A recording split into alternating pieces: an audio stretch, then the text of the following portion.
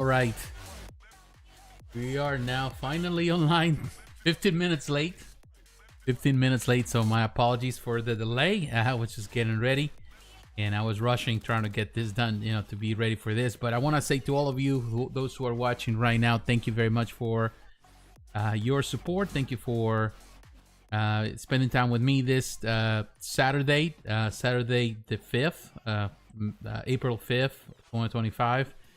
And there's a lot to talk about. Definitely, there's a lot to talk about in the collectibles world for toy, action figure collectors, for statue collectors, model collectors. There's so many things out that came out this week. Every week is a long list of items that go on pre-order. There's a lot of good things, beautiful things, definitely.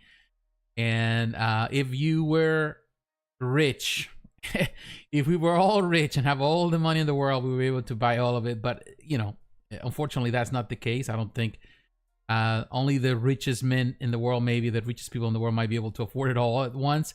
But for the most part, the average Joe, which is the 99% of us, we can't. But I want to say to all of you, thank you very much for being here with me. I commend you for spending time with me every Saturday. For those who stop by, always to say hello. Thank you for doing so. It's highly appreciated. Let me just write this down. Thanks for stopping by. Let me write. Thanks for stopping by. Thanks for coming. Thanks for spending time with me. And definitely, there's a lot to talk about. And just to give you an idea what we're going to cover tonight, we are going to talk about. I want to talk about Takara Tomy. I want to talk about the new masterpiece Optimus Prime that we just went on pre-order. Beautiful figure, of course. The masterpiece collection continues to deliver. We're gonna look at it today. Also in the action figure world, I want to talk about Super 7. If you're into the G.I. Joe reaction collection, very tiny figures, very kind of like the old classic O-ring figures, but this is what they have done for a while. There is a new wave, so we're gonna look at it very quick. I want to talk about Caustic Plastik, which is Infinite Statue. This Italian company, they have some action figures for 1/6 scale action figure collectors. If you're a fan of Bloodsport, Jean-Claude Van Damme, then definitely there's some really nice figures that went on pre-order. We also gonna cover Hot Toys. We haven't talked about Hot Toys in a little bit. There's a few figures that went on pre-order this week. We're gonna look at them today. On the statue world, we're gonna talk about a company that's called Spiral Studio. This is a company that releases a lot of King Kong, Godzilla figures, statues, beautiful PVC statues. We're gonna look at them today for all the Godzilla fans out there. We're gonna look at Weta Workshop. We're gonna look at Iron Studios. We're going to talk about Kotobukiya. They have a Vampirella Bishoujo statue. Looks very nice, very beautiful statue.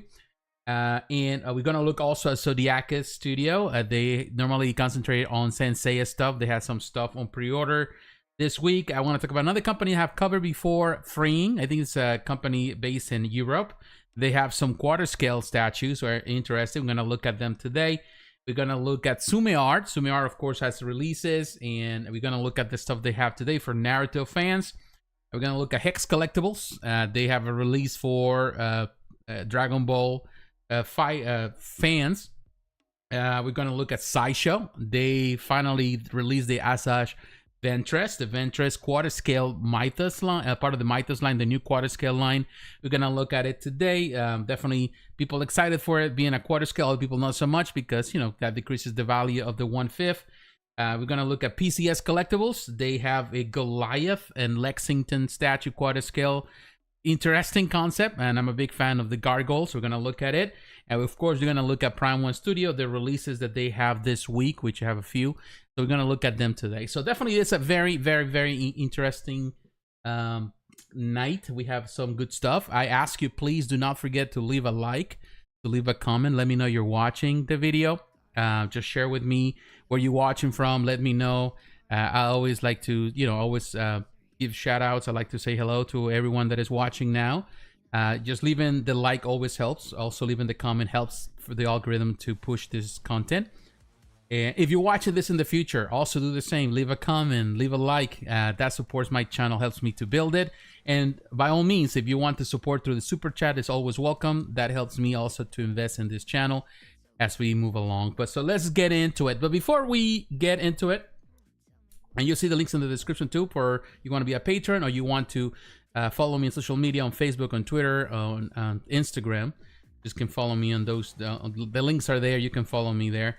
But before we get into it, I want to cover something that is so important. And I did cover some of that last week at the end of the video. You are welcome to go back and look at that video where I talk about the tariffs and the fear of the tariffs, which now this week are now in effect. And definitely has caused a commotion in the collectibles world, and people are talking about it. And I want to cover some of that because definitely it's an upsetting time for a lot of people.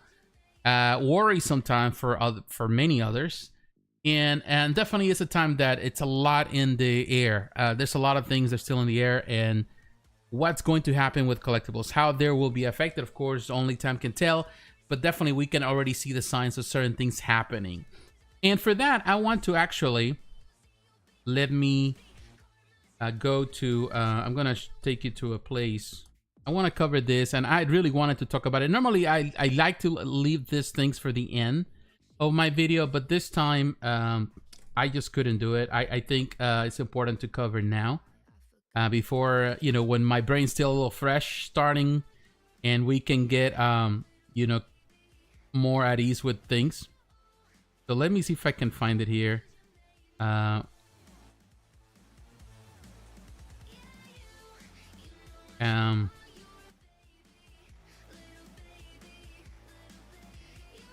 So just bear with me as I get there.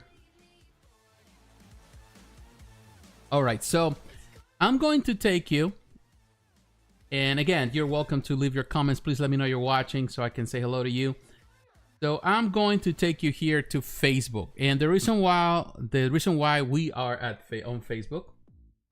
Let me also check the audio, make sure, because I encountered myself talking and no one listening before. Just let me know if the audio is good. But that helps me. Okay, the audio is perfect. Okay, good. Everything is good. All right.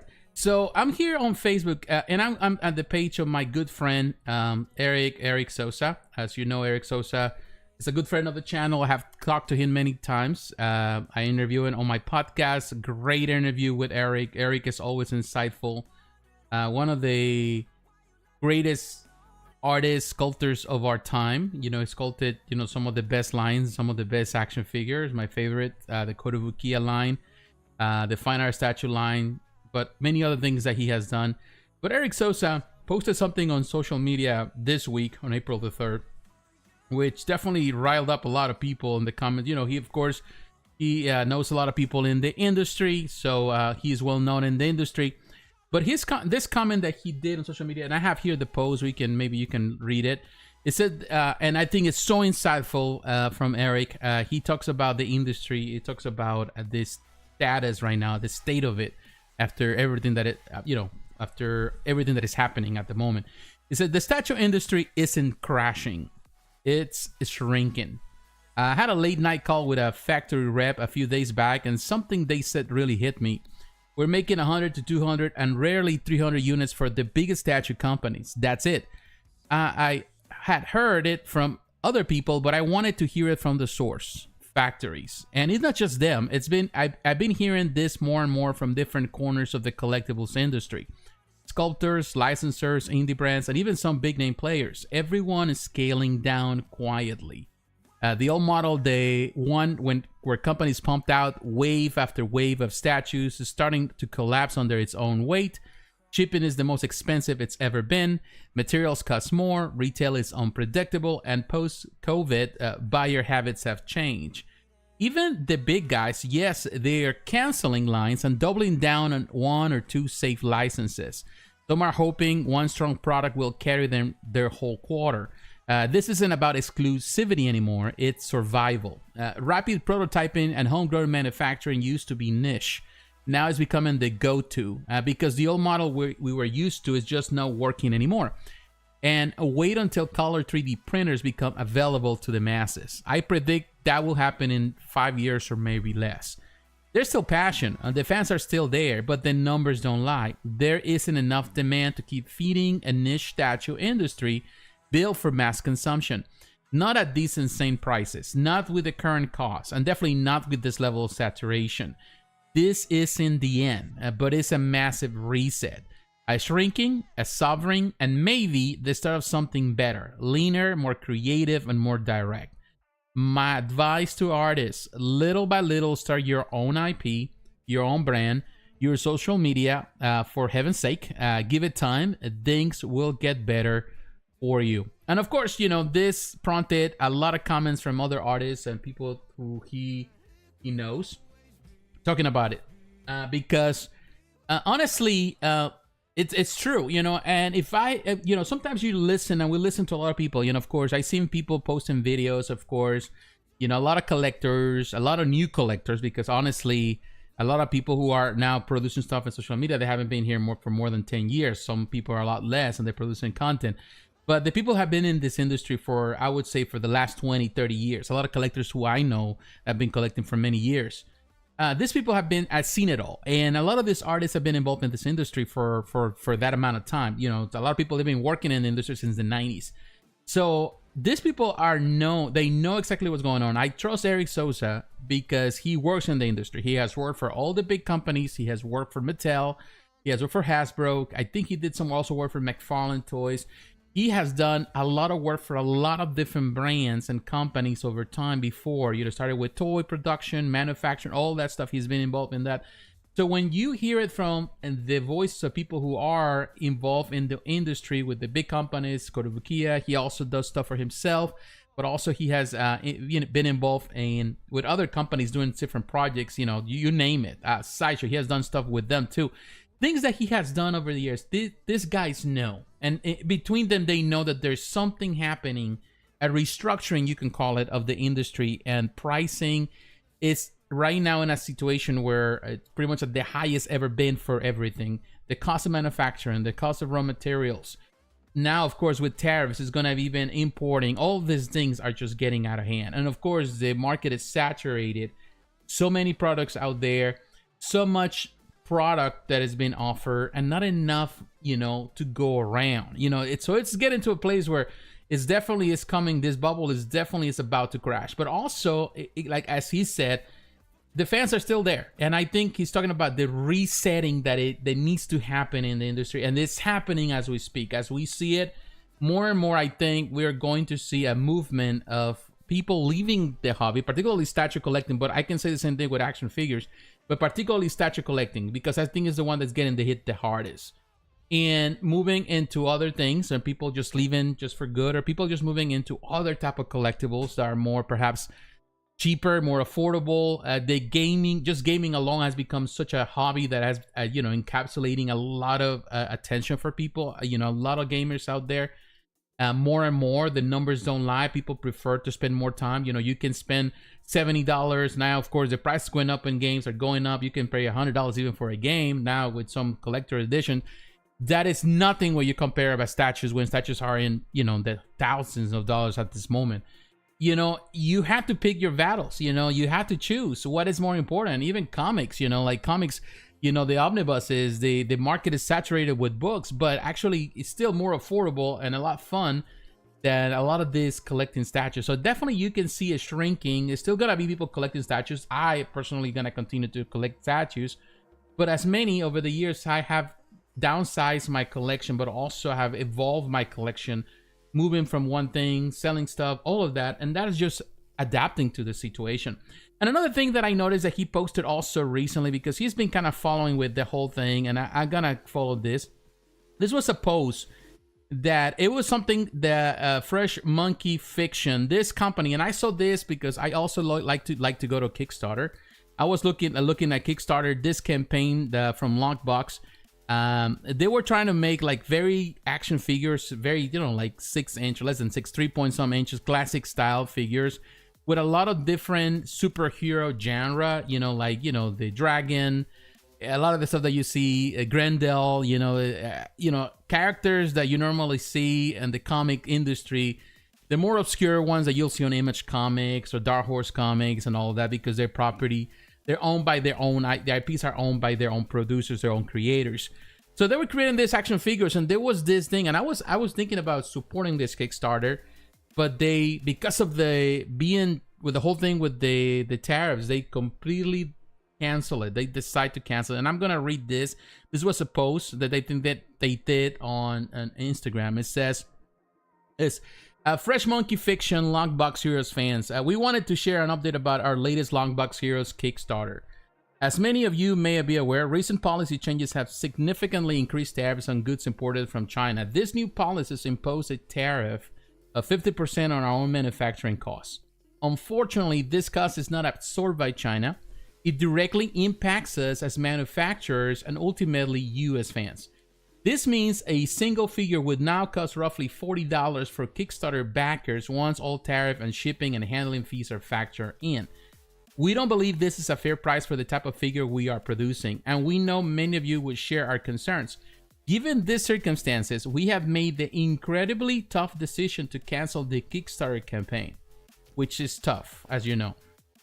We had high, let's see, we can see it here. I don't know, you can see it. Oh, I think. I'm trying to see if we can see it. I don't see it. We had high hopes for this line and have invested a great deal on that. So let me see if we can see it right there. I don't see Kickstarter. Let's see Kickstarter. Okay. Took me to this G.I. Joe, which I have, which I love this Kickstarter. I have this set. It's not longer there, unfortunately, but I was it was there, and I think I was following it. I'm not sure if I did. In any case, the point we're saying is this.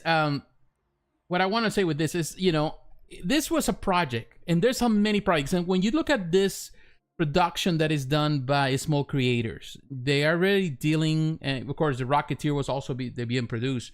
Small creators are the ones who get affected the most, because for them, unfortunately, you know, like when you're already doing Kickstarters, you are hoping, you put in all your chips there, hoping that the backers will support you, and you trying to limit how much your profit you're doing. You're already limiting your profit. You are just stretching everything in order to produce something and cover all your expenses.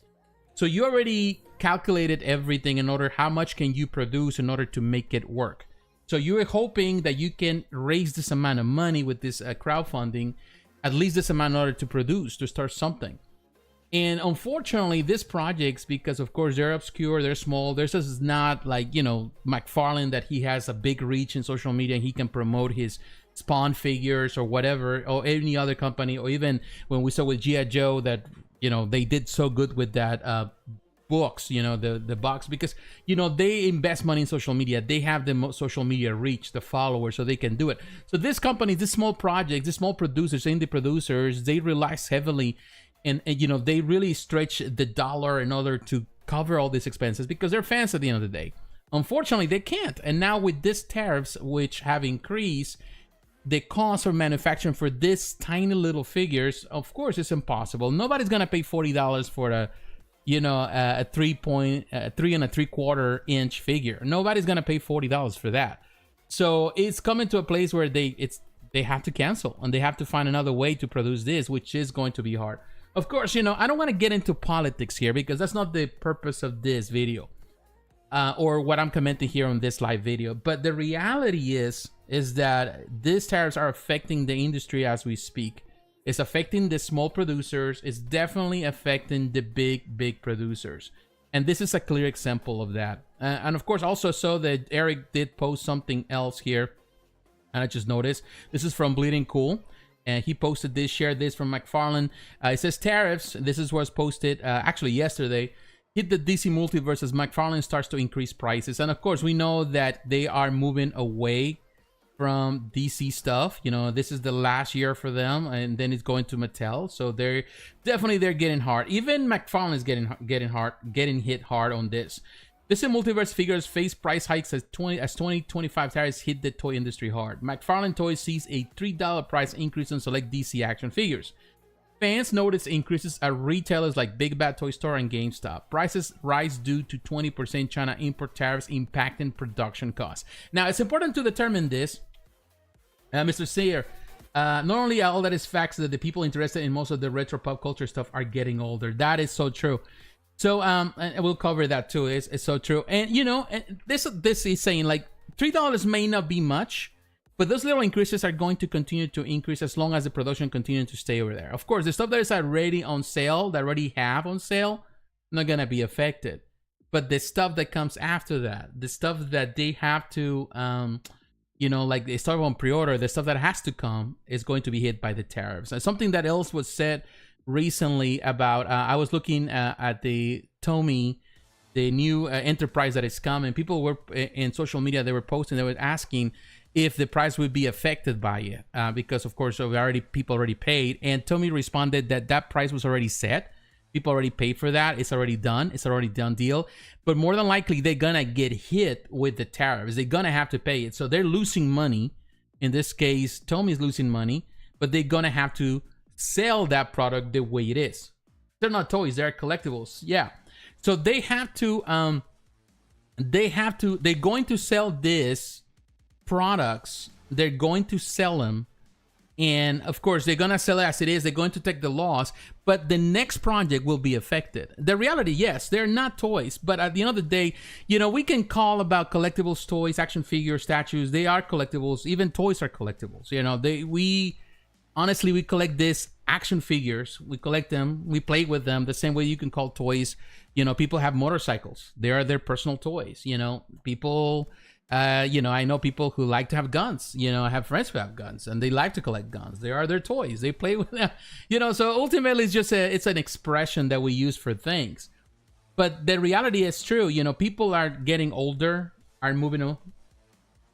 They sadly don't really make toys for kids. Unfortunately, that has become, and it's sad. In reality, it's sad because the truth, and you're saying it right there, a lot of the stuff that is coming, and the stuff that even I'm gonna cover in this video today, a lot of the stuff is items that that in reality, like that retro stuff. I love the retro toys because they bring those memories of me growing up and playing with those toys back in the 80s. And I did not, you know, the 90s I stopped playing with toys, but the 80s was my time of playing with toys. The 90s I still got a little bit of it, you know, at the beginning of the 90s was still stuff going out there, but mostly it was the 80s. That was my time. So the retro look has always been so inspiring to me. And of course, those are made for adults, really, for the adult collector, because kids, as you said, and it's so true, are no longer that. It's something that is so sad nowadays for me. Like I go to Walmart a lot, or I go to Target, to see the toy aisle shrinking day by day. It's like days becoming less and less and less and less, and toys are there, still there are toys, but these toys are mostly the toys that you're gonna see in these places, in Target or in Walmart. It are just geared for like people who are like, what, kids are in like 3, 4, 5 years old mostly.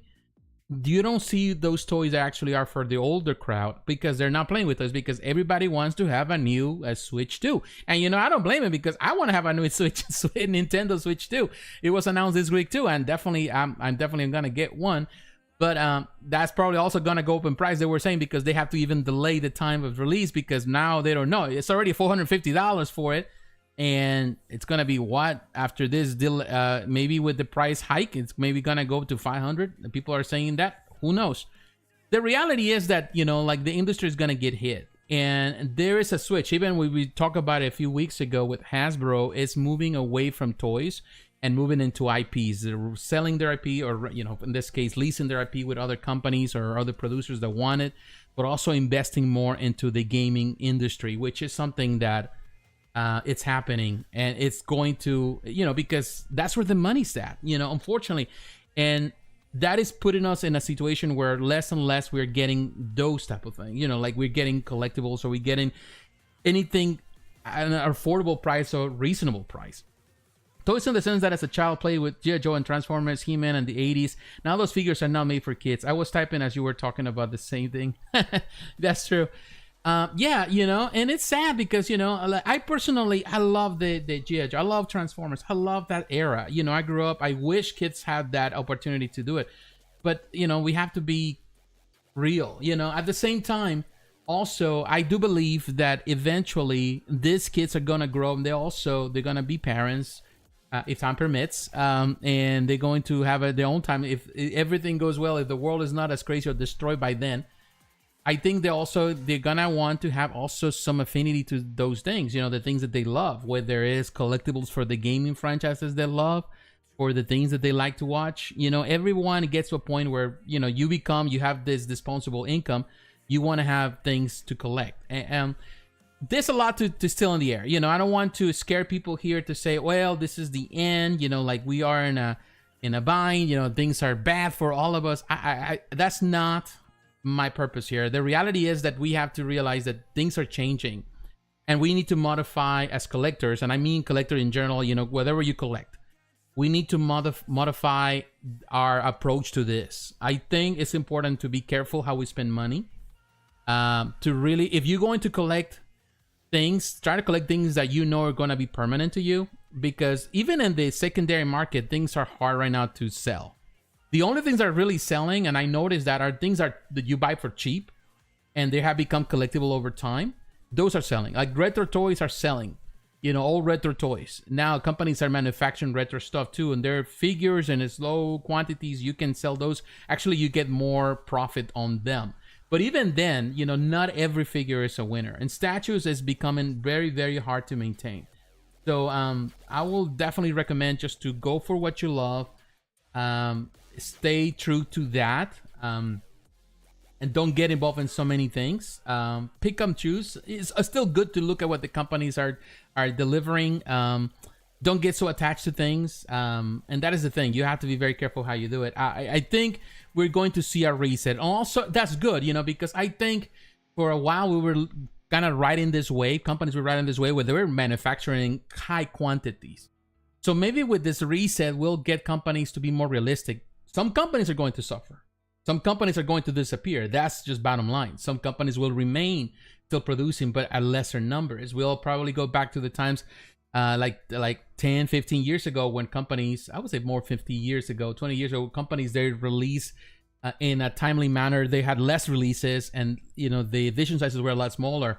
And, you know, we can go for that. I think that there's possibility there. And I think that's what companies should concentrate on, rather than trying to pull as much as they can, having releases every week, because companies like Prime1 Studio has releases every week. I think it's going to come to a place where they have to kind of step back. And as collectors, we also need to step back and be more mindful of what we're spending. And because ultimately, how much can you gather at your home? How many quarter scale? Companies already reducing scale, going maybe into a smaller scales, trying to go into that route, you know, because ultimately, at the end of the day, you know, you only have limited space, and can you have it all? Nobody can. I don't think even the richest man in the world has all the space for everything. Do kids have cartoons as commercials the way we did in the 80s? Cartoons as commercials? I'm not sure. You know, I know the kids watch stuff. You know, sometimes it's weird the stuff they watch. You know, and that's something that I just kind of like get, you know, like the stuff they really like. It's interesting, you know. I don't know. Just kids are different, you know. Yeah, the 80s was, to me, was the time. You know, like I love what they did in the 80s. I love all the cartoons. I love everything. I love even the commercials. I like to watch certain channels. I was watching a documentary of Inspector Gadget, one of my favorite cartoons from the 80s, which it was the beginning for you know, everything that happened with that production. What was Dick and everything that happened with them, and of course that company evolved. It started with them, and they produced a lot of stuff like the real Ghostbusters, which is one of my favorite cartoons from the 80s. So many things that happened in the 80s that were amazing. But yeah, I would say now you have to be careful, and we need to keep an eye on. Definitely this year's going to be a make or break moment for a lot of companies. I think the ones that are going to suffer the most are the indie producers, but also, which is so true, and Eric was saying there, is that we are going to see an increase on more of the, you know, home-based production. The printers are becoming cheaper, and people are going to be creating, and you can even go on eBay and buy, you know, the files, and you can print them on your printer if you know what you're doing. So we're going to see more of that garage kits. As it started, this hobby started, statues making started really back in like in the 90s. I think we're gonna see more of that. Going back to those beginnings, which is I think it's exciting being able to produce your own stuff. I think you know, we're gonna see more of it, and I'm willing to do it. You know, I think I'm willing to do my own kits at some point. If things get become expensive, we'll start making our own statues. And I think it's a tantalizing idea. I think it's a very exciting idea, but it's becoming a reality. I know a lot of collectors who also start doing their own painting, their own kits, and you know, they have their, like, for example, Chris V. Muda, he paints now. And, you know, my good friend, Chris, he's been, Chris Bales, he's been, V. Muda, he's been painting his own stuff, and he has advanced in the last few years. It's like, he's just amazing, the stuff he does. And like him, there's so many others. I think we're going to see more people doing kits, and I think that's a good thing too. Oh yeah, I love JoJo as a kid, but the show was a commercial showing upcoming toys. Yes, it was. You know, I think many were like that. Of course, G.I. Joe, Masters of the Universe, but I don't think that that's something that is happening now. Nowadays, it doesn't happen that way. Nowadays, it's more the cartoon, and if it does well, then you'll see collectibles or toys. But that concept of creating a cartoon, like a toy line, and then putting a cartoon on top of it, that is something that is so 80s, and it was still in the 90s. You know, with, you know, we saw a lot of it, even with the a lot of characters that were created for even for the Teenage Mutant Ninja Turtles that actually were for the toys. So now, unfortunately, that doesn't happen anymore, which is kind of sad. But yeah, it's something that we saw with even from the Secret Wars. You know, that technically with Secret Wars, where they started doing kind of that. You know, Marvel started doing that, and from that, everything became a common practice to see with G.I. Joe. G.I. Joe did it, although G.I. Joe, to be honest, G.I. Joe started first as the toys, of course, from the 60s, but the comic book was the first thing, and the comic book kind of opened the door for the action figure market, and then it was vice versa. The popularity of the shows went back into the comics, so some of those characters had to be redrawn or redo, or some characters were introduced, they were kind of playing back and forth. So it was an interesting time for sure. All right, so that was it. You know, that was what I think about it. I think we need to keep our eyes open. Again, be careful what we spend. But, you know, definitely we're going to see a reset in a lot of collectible lines. We're going to see some of them disappearing. Companies actually sticking to some of the lines that are more profitable. And that's how it's going to happen. All right, so now let's get into the collectible. Now I've moved out of the little bit depressive moment. Let's have some fun. But yeah, Mr. Sin and Mr. Sir, yeah, there were better times, but definitely I miss the 80s some days. I miss being a kid. But let's go, and I want to talk about, I'm gonna take you to Sideshow, because I want to talk about, before we get into the, you know, the figures of the day, I want to talk about one that I did cover last week, but I want to discuss it here. Let me go there.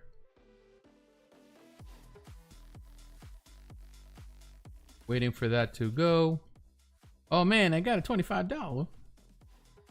All right, so we are getting that. There's releases. Let's see all that. Well, I did cover Hiya Toys. We talk about the new model the Hiya Toys is now doing with the Enterprise, and we look at it. There was a spec fiction. Now it's here on Sideshow. They have it for pre-order this week. And one thing I was concerned about this one, the Star Trek 2009 U.S.S. Enterprise NCC 1701. It has a lighter feature. It's made out of plastic. We covered that last week. $149. I think it's a fair price. But one thing I noticed about the pictures here on Sideshow that I didn't see on Spec Fiction, and they have no pictures on Big Bad Toy Store, is the stand. I didn't know how the stand will be. Now here on Sideshow, they have pictures with the stand. So as you can see, it's 15 inches. That's the length. It's not a big model, but it's enough.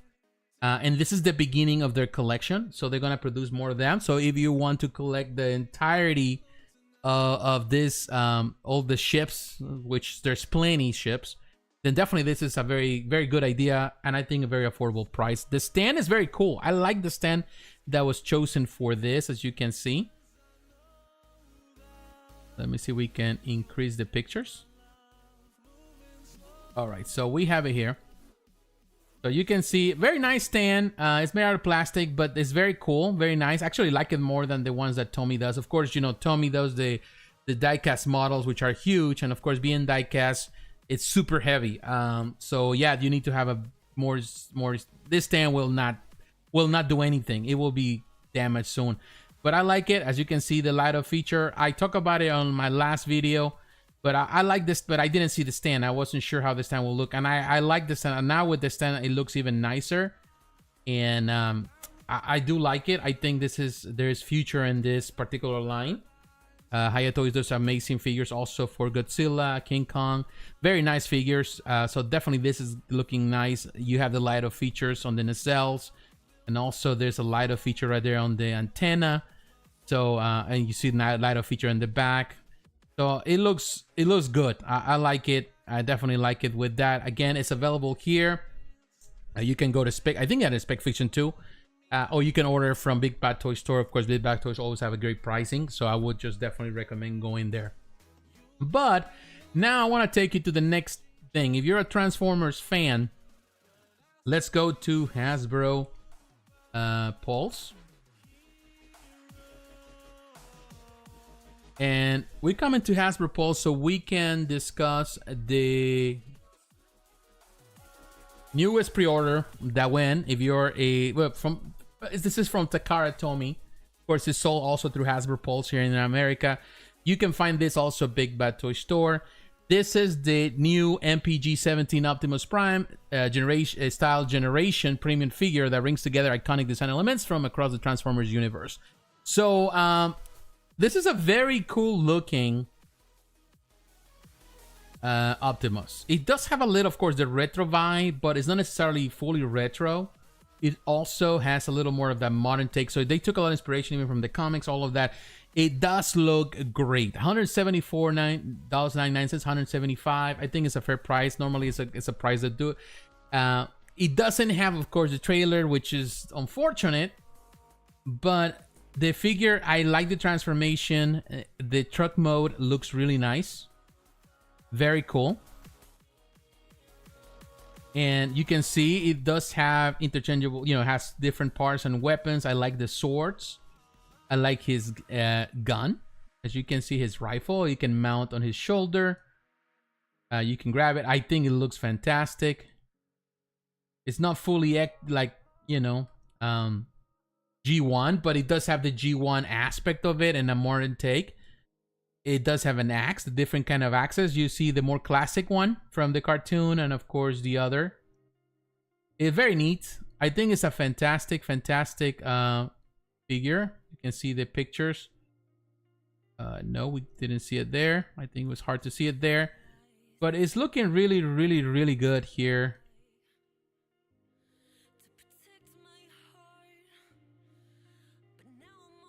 Here's the back.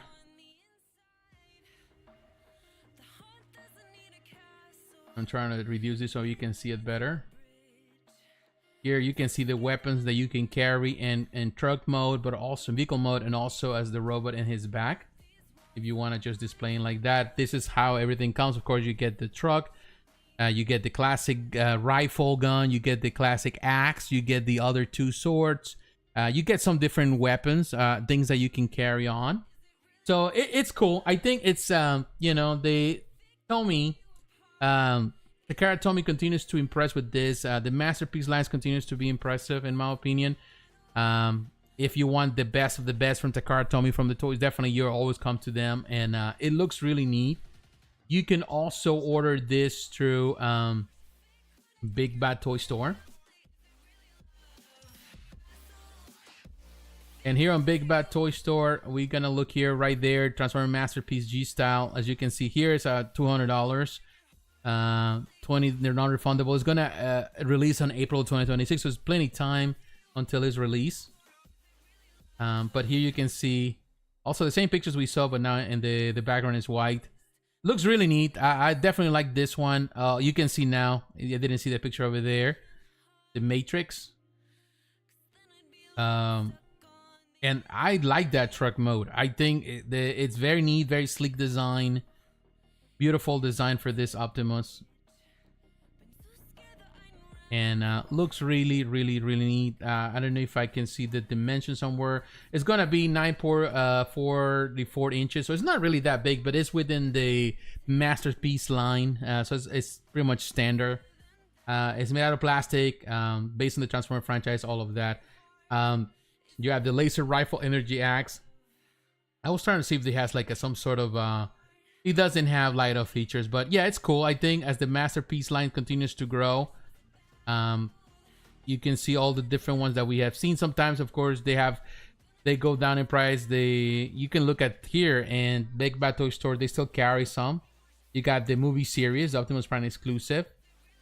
This is from the movie. So pretty cool. But here you can see you also have the MP44 Convoy Optimus Prime, $219, which is in stock. This is a cool one too. This is more of the retro classic style. So you're more into the cartoon style, then definitely this is a little closer to that. But I do like the new one. I think the new one looks fantastic. Detail looks really neat. And this is $219, and the other one is you know, at a fraction of that price. So definitely I will go for the newer one. But as you can see, there's a lot of it. The prices of them are always depend. And I love Big Bad Toy Store. Also, they've been celebrating their 30th anniversary, 25th anniversary, and all the ones have been sold out. But yeah, that gives you an idea of what they're doing, Takara told me. So yeah, very cool. Very nice figures. Now, while I'm here also, and actually, I'm going to show you something. Before I do that, I'm going to go to Super 7. We're going to get into we're talking about G.I. Joe also. Another classic from the era. Another classic from the 80s. Another franchise from the 80s that still kicks. You know, it's G.I. Joe. And this line, particularly this line right here, right there, you can see this is the new wave for the Reaction Plus G.I. Joe figures. To be honest with you, this is our figures. I am like, at first I was like, I don't think they are, you know, like worth the price, because they're like $20 per figure. And to be honest with you, thinking about $20 for this tiny figures, they're not really poseable, but they're mostly collectible. And I like them because they're collectible and because they have the retro style, the card back, which I like a lot. It's $80 for 4, so it's $20 a piece. Not necessarily the best thing ever, but when you look at the pictures, you can see Cobra Commander, Wild Bill, you got Snake Eyes, Sartan, the Souther, you know, like these are cool. You know, the designs are really nice. These are the ones that you want to keep in the card back, you know, just for display only. If you want to buy two, fine. My problem that I have with the Reaction Plus figures with Super 7 is how expensive these are. $20, I don't think they're worth that. To me, like $10, that's the most, $9.99. But it's cool. Definitely for those who like to collect. You know, I do have, you know, I've been collecting this tiny little figures. Of course, I got the ones from McFarlane that this for DC, the Super Friends. I've been collecting them. I don't have them all, but I do have almost a big amount. I think I would say maybe 60-70% total percent of what the collection has been so far. And I would say like 50% of what also Kenner was doing, the Marvel Legend, you know, in this case Hasbro with Marvel Legends. They doing the tiny little Kenner style figures. I do also that. I normally buy 2 pack for the package and all that. Those lines, you know, they're pretty much done now. But they are great because of the retro style. And I've been trying to look like this. My problem has been having is just to think they're too expensive. But still, they look good. The style, the O-ring style, all of that, it's just, you know, just cool. So you can order here. If you like, you know, they have this Wave 3. Just to give you an idea how they look for some. I think this is the Ultimates, which are different. That's a beautiful, actually, Ultimate figure from G.I. Joe. Here. The Ultimates have been really great. But if you come to Big Bad Toy Store, you can actually go to there, also on the pre-order list. And here you can see it's 20 bucks. I'm telling you, still not a good, but they go down in price. And you have like Scarlet figure for 10 bucks. You got this green shirt, tan, a G.I. Joe, this Joe for, you know, classic Joe, $6. And they have other reaction figures, G.I. Joe reaction, Raymar, Serpentor, the cartoon style. Then you got Duke cartoon style, the Cobra BAT21. So you see the reaction figures for G.I. Joe. Some of them are expensive, some are cheap, like Baroness figure.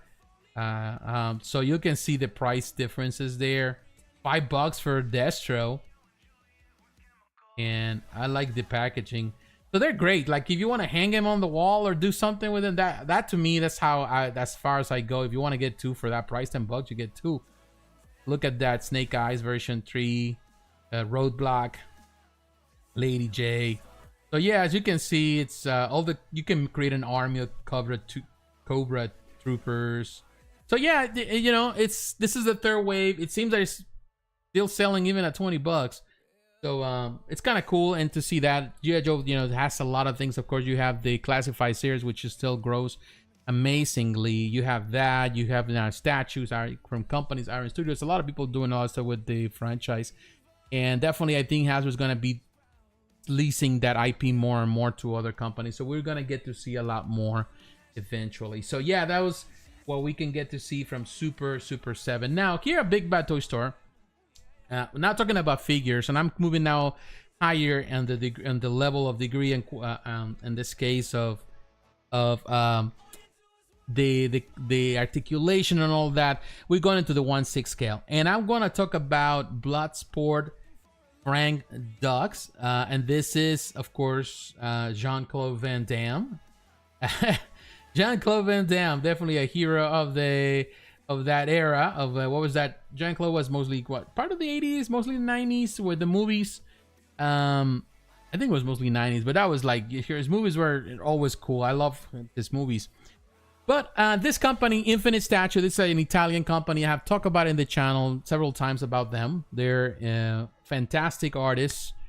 And they do have also within their statue division, they also have a action figure division, and that is for 1/6 scale figures. They have the Caustic Plastik, that's how they call it, and they have done really, really good. Let's see some of the figures that we have seen in the past. These are all the figures we talk about. Missing in action, Colonel James Braddock. We talk about that one. Toshiro Mifune Samurai. Those are looking amazing. We also talked about it before. Beautiful figures, as you can see, from this company. But now they have, of course, the Bloodsport figures. Now, my only thing with this is that the price went extremely high. As you can see, that is a reflection of what the times is. When this, you know, James Braddock went on pre-order, it was $3.99. This is the basic one. They have the deluxe version, which is this one. That was $3.39. I think it's the same figure. Beautiful figure. 3. And of course we got this one. Oh, so they're coming with a second edition. That's what's happening. Second edition for this deluxe edition. $3.99. Looks good. It's coming out this year. But then, of course, they have now this one, and the prices just went completely high. That really shows you where we stand right now with the pricing of things. But they have 2 different versions. They have this one. This is the standard version. It's $464.99. I think it's super expensive for this figure. It's 1/6.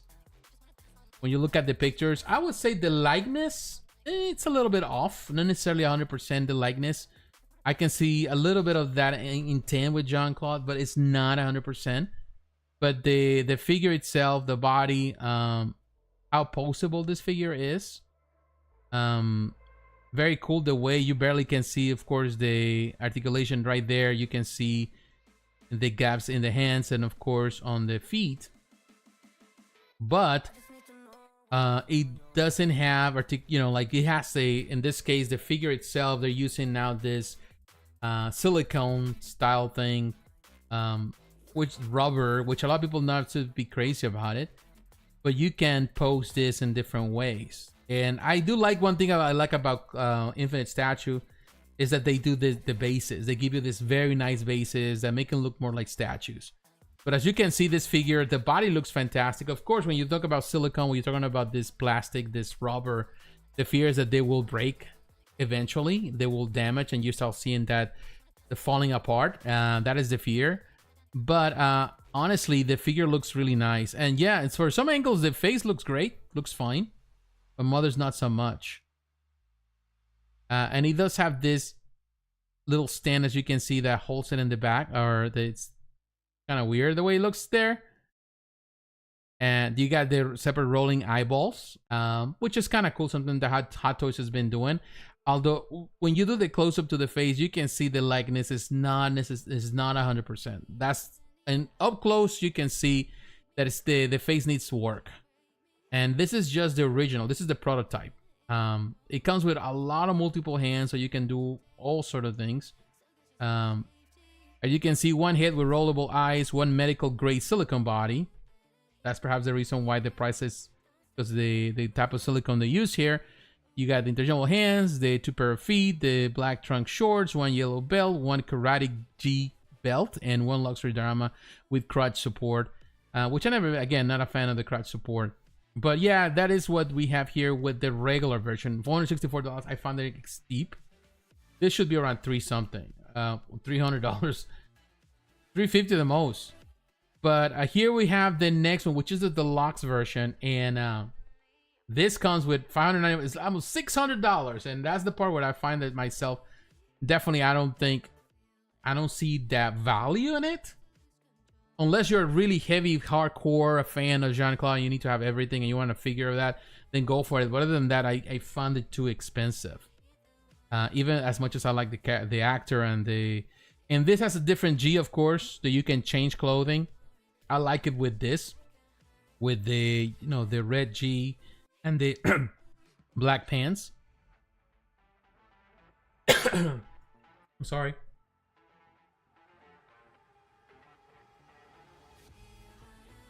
Today I was ooh, that really didn't see well. Today I was cutting the grass outside. I was doing the yard, and I've been suffering from a little bit of sinuses lately, so maybe that caused some problems there. But so my apologies for that distraction. But here, I do like this. I think that with the deluxe is the best version, and the best part is that you can change the clothing. You can do with those pants like that, and also comes with a short, so you have more. The deluxe version, definitely the difference will be the clothing. It's the same face, the same rolling eyes, the same everything else.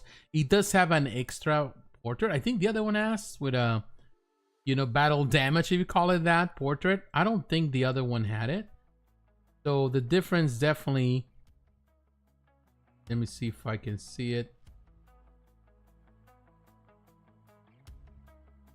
Yeah, the regular doesn't have the extra portrait. So I would say $464. You're paying a little bit like $130 more for the extra G and the extra portrait, and everything else is the same. I do like the deluxe. My only concern, my only complaint is that the price is steep. I don't think it deserves that much. But it's up to you. And again, as I was saying earlier in the video, go for what you love. If you love this, by all means. If you're collecting that, if you need a figure of that, by all means, go for it.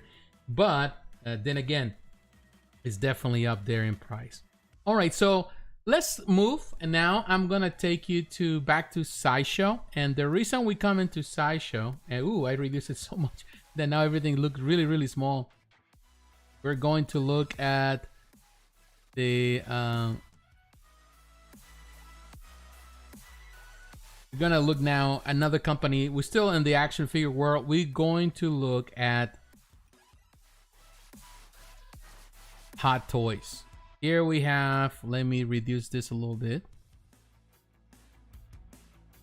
Okay, So we're gonna look at Hot Toys. Of course, there's things that are coming from Hot Toys. We're gonna look at it. There's a few figures. I saw this Iron Man Mark IV Fractal Armor. I'm not gonna talk about it. I'm not gonna waste my time with it. I love Iron Man. I love all this stuff. These are a special edition, the same recolor thing, figures that we have seen many times.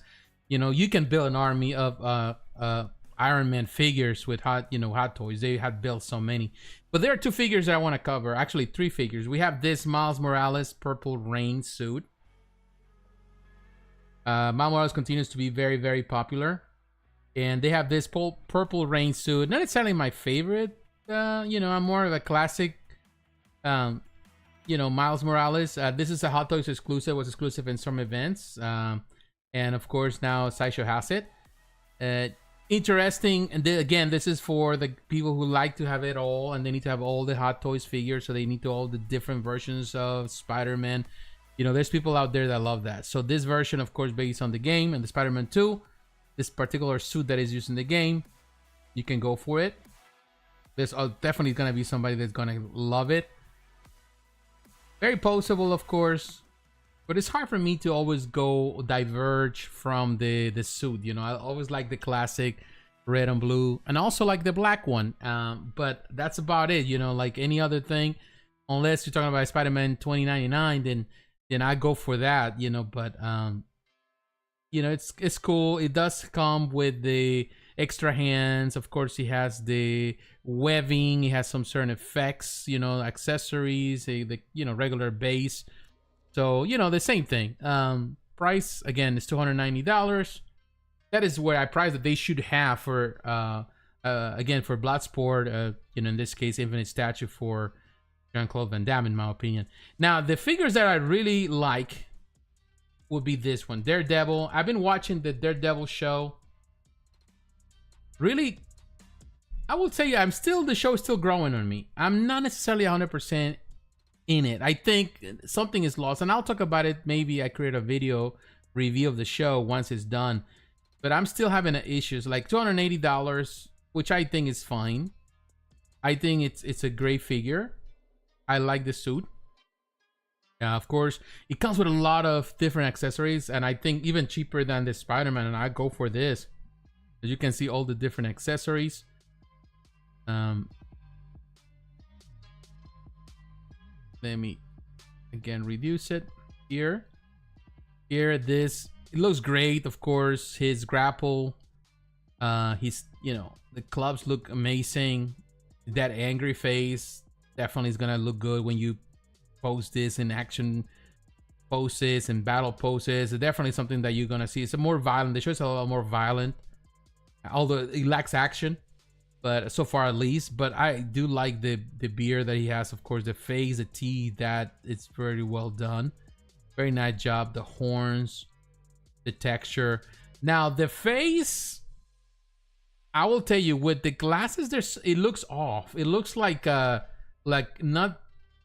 like the actor, but like an imitator of the actor for some reason. I don't know. There's something off about the face. Like it feels a little more round than it should be. It should be a little more square. I don't know. There's something off from when he has his glasses on. Now without the glasses, it looks better. I think. We'll see it in a moment. Here you can see, poseable.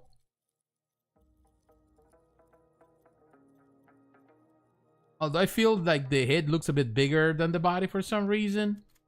Like the body looks a bit skinnier than it should. Maybe that's the purpose, to make it more poseable. I don't know. I just feel like the head itself is a little bigger. Maybe the actor maybe that is true. I don't know. I haven't really paid attention to that, but it seems to me that the body seems to be a bit smaller. And he's a little skinny and a little bit padded. Maybe they padded more so he can be more poseable. But yeah, when you can see the crotch, his area here, like, look a little skinny in the legs. The legs look skinny. So yeah, I would say that, it does have some nice things. This photo looks fine.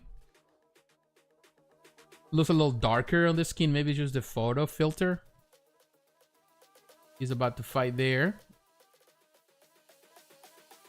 I do like this portrait though. Now here, again, this is something, the nose. He looks more Arabic for some reason than the actual actor. He looks more Arabic here for some reason, even with that nose. Yeah, look at the nose. I think again, I can see it now. Is the nose? There's something about that doesn't remind me of the actor. It's a little bit off, and from some angles. From the two portraits, again, the angry one is good in poses, but the regular is also good. You know, I would say the great thing is that it comes with so many different things. You know, the accessories, interchangeable lower faces, interchangeable portraits. You have the glasses. You have the, you know, the, in this case, his cowl, his helmet, heart. You know that is busted. You know, things like that. From the, you watch the show, you kind of know the hands. So yeah, it does have potential. It's not bad. It's not bad at all. You know, a couple of things that I think they need to be improved, but still, it's a figure. It's a Daredevil figure. It's fine. I would love to see actually one based on the comics from someone at some point. But yeah, it's cool. Now, the next figure I want to cover is this one, Deadpool battling version, and this $330. This is of course based on the Deadpool and Wolverine movie, and I'm telling you, this is very. I wouldn't know if this is my favorite Deadpool version so far, because they have done so many and they're great figures. But this is up there, man. I think it's up there, and it does come with so many different things and very complete. He comes with the Ryan Reynolds, you know, portrait, of course, you know, from the film, has the rolling eyes. It just good, and of course, there's a lot of, you know, grime and dirt in his suit. Is not new. That is what I would love. That's the only thing perhaps that I'm not a fan of, is how dirty and grimy this suit is. It would be nice if it was cleaner, you know. But again, this is the battling version, so it definitely it's like in battle damage, I suppose. But that portrait, like that, is just that's Ryan Reynolds. That is a very good portrait. That is a very nice job. And here, like removing his mask and the weapons, that is well done. This is perhaps the better done of all the figures. Look at that. The skull of Wolverine, of Logan. And he's fighting with the claws, which is... that was a funny part of the film. And also, look at the base. They went from the, you know, for the entrance in the back. Man, all of this is really well inspired. All the portrait, you know, the hands... You know, you can come up with some very cool poses with this one. Very poseable. You can work with this one. The guns. You know, they did a fantastic job with this Deadpool figure. This is definitely my favorite of the two figures that we covered so far. Better than we just saw, of course, Daredevil. This is a much better figure.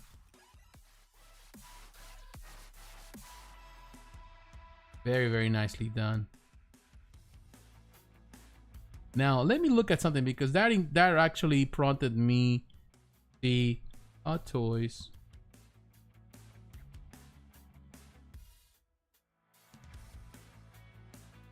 Of course, we've seen different Hot Toys. Deadpools are here, of course. You have, most recently, we got also this one right here. It's on the wait list. Which... honestly, if you miss on this one, this is the one with the clean suit. Very nice. Love with everything, all the accessories and the weapons. But honestly, this one has a better suit. And of course, all crazy accessories, but was missing the portraits. You know, I think that's what the other one shines, is with the extra heads. The Ryan Reynolds heads. And the open mask head with the mouth, you know, the visible mouth. So, yeah, this is a great figure. That Wolverine, too, looks amazing.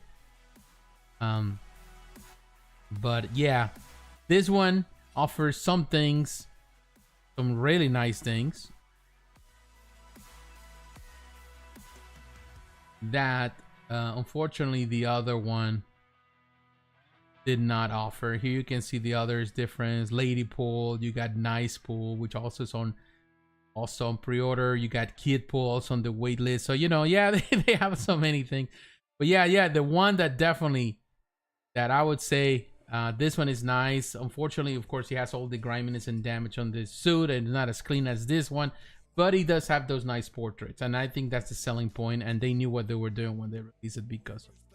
So I would say, yeah, kudos to them for doing such a thing. All right, my friends, we are definitely covered all the action figures. We talked about a few things. I'm coming back. I'm gonna take a quick break. I think we're already been maybe an hour. We've been an hour doing this. I need to move a little bit. I need to stand up. But we're coming back, and when I come back, I want to cover some other things. We are going to, and I want to say, Mr. Sir, thank you for spending time with me. But when we come back, we diving into statues and statues of all sorts. We go from scales, and we're gonna cover a lot more tonight. So thank you for your support. Don't forget to leave a like, to leave a comment, let me know you're watching, and I'll be back in just a moment.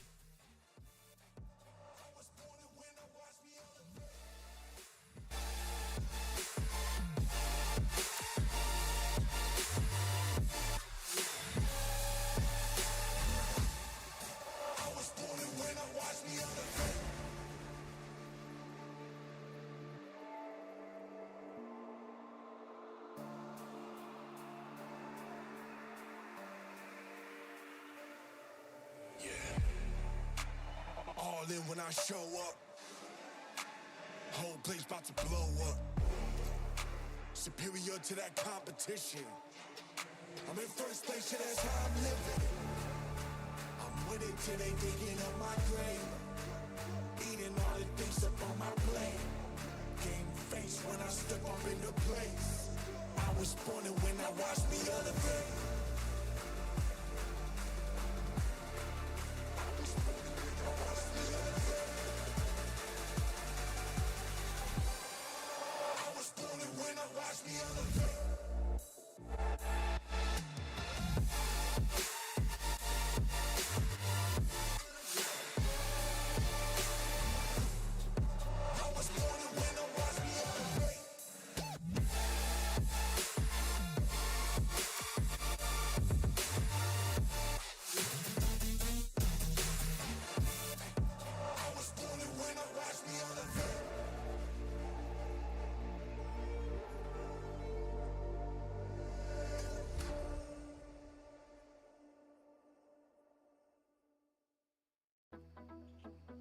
I never see the lights out. They get me overdrive. Fancy on a fast car. This is how you make me feel. Don't stress me now. I got the overdose. I'm feeling it in my bones. And if you say that I'm lying to you, these habits are killing me. I wish I could fall asleep. The problem is you.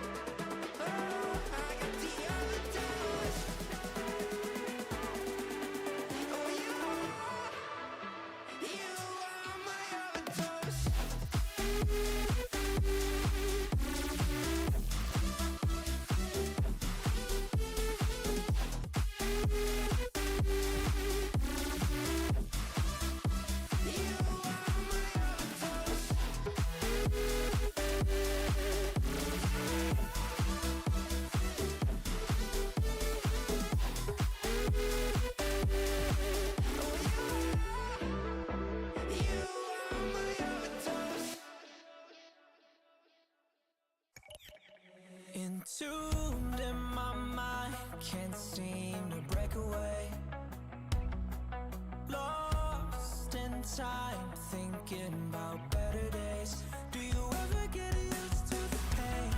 'Cause I don't know if I can do this again. Now you got me wondering why you let me die alone inside. I died for you, I cried for you, I tried for you. Tell me why you left me bleeding. I died for you, I cried for you, I tried for you. Tell me why you left me bleeding.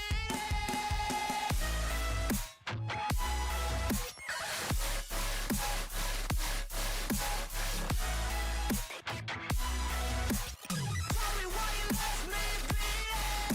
Died for you, I cried for you, I tried for you. Tell me why you left me bleeding. Lullabies of you still in my head. Bloodshot eyes, can't sleep, I'm rotting in my bed. Even the drugs don't faze me. I don't think you understand, I gave you everything I had. When did shit go wrong? And now you got me wondering why you let me die alone inside. I died for you, I cried for you, I tried for you. Tell me why you left me bleeding. I died for you, I cried for you, I tried for you. Tell me why you left me bleeding.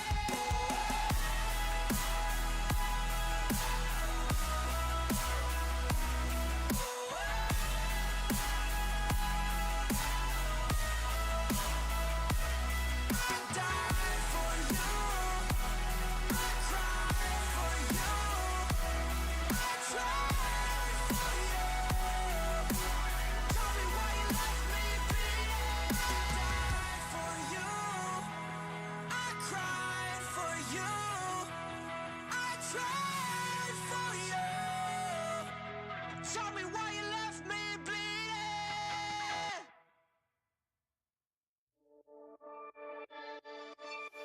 You can knock me down, but I'll find a way. She said you don't know. She said you don't know. Eyes wide, tongue-tied, midnight. You can say all that you want, but you and I were meant for this.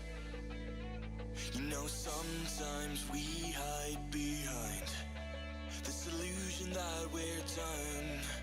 Oh, please see that you're wrong in this. I don't fall in love 'cause I'm here tonight. I don't wanna say it, but it just feels right. I took a pill just to pass the time. I want to stay at the back of your mind. We've seen it all before, and don't get me wrong, but I'm done with these games. I'll hold on to faith. You and I are stuck on this.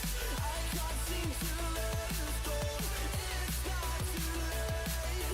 Just show it your face this time.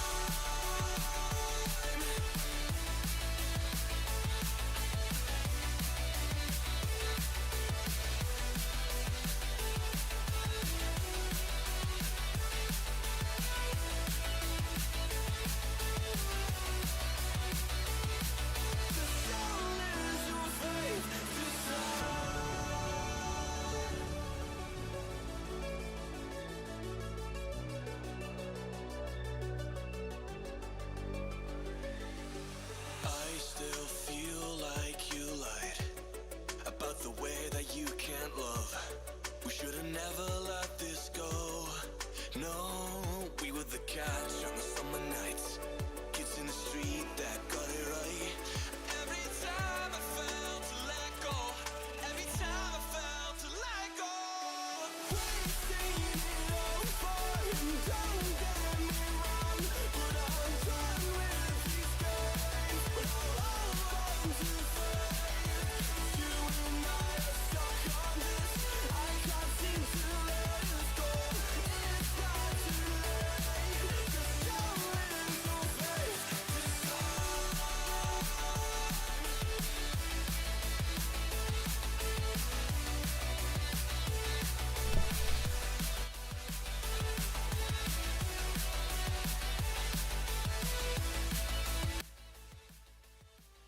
All right, all right. Thank you for spending time with me. Hey, happy spring, buddy. Enjoy the weather.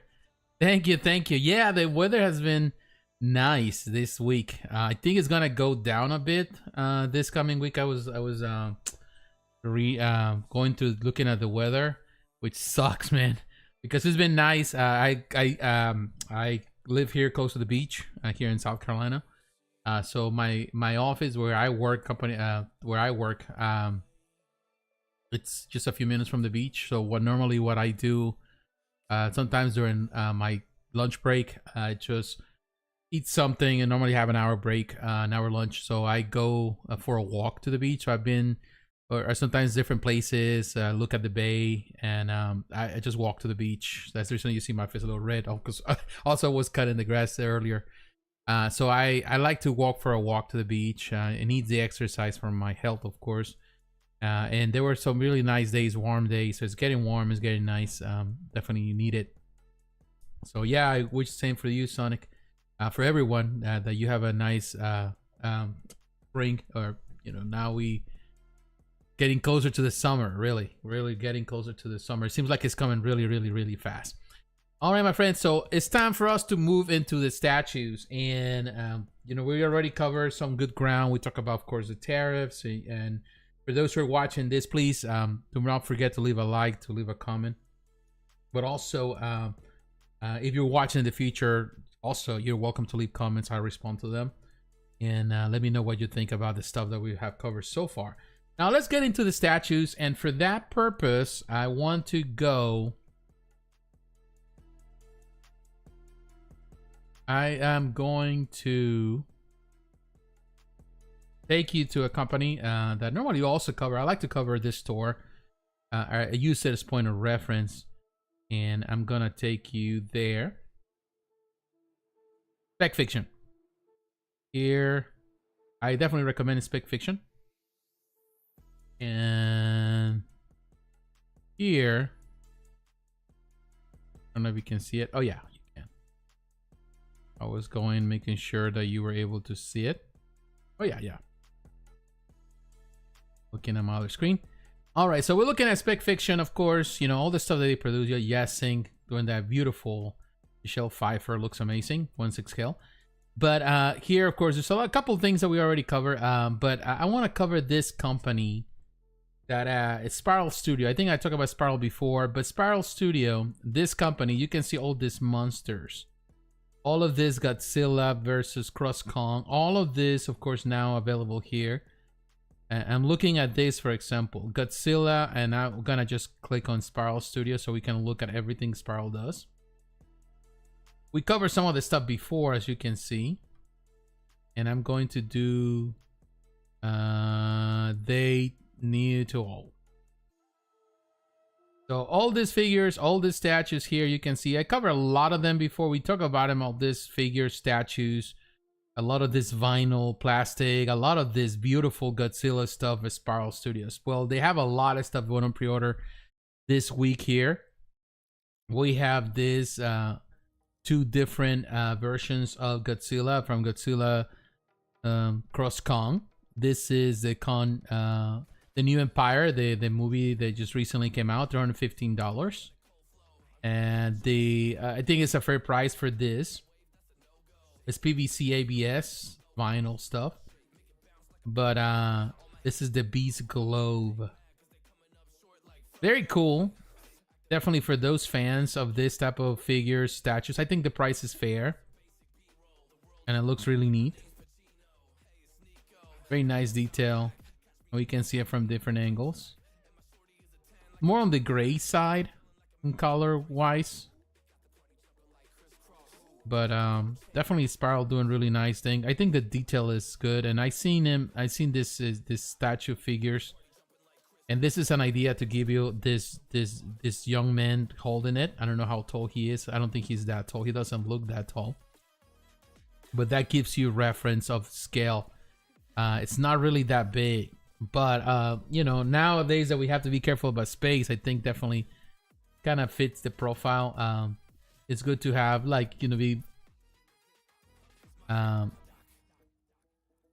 really know. what you stand. And this is another version. This is the scepter version. Technically, it's the same version. The only difference is what he's holding in his hand. So this one is holding the scepter. The axe is the same as the other one, but it doesn't have the glob.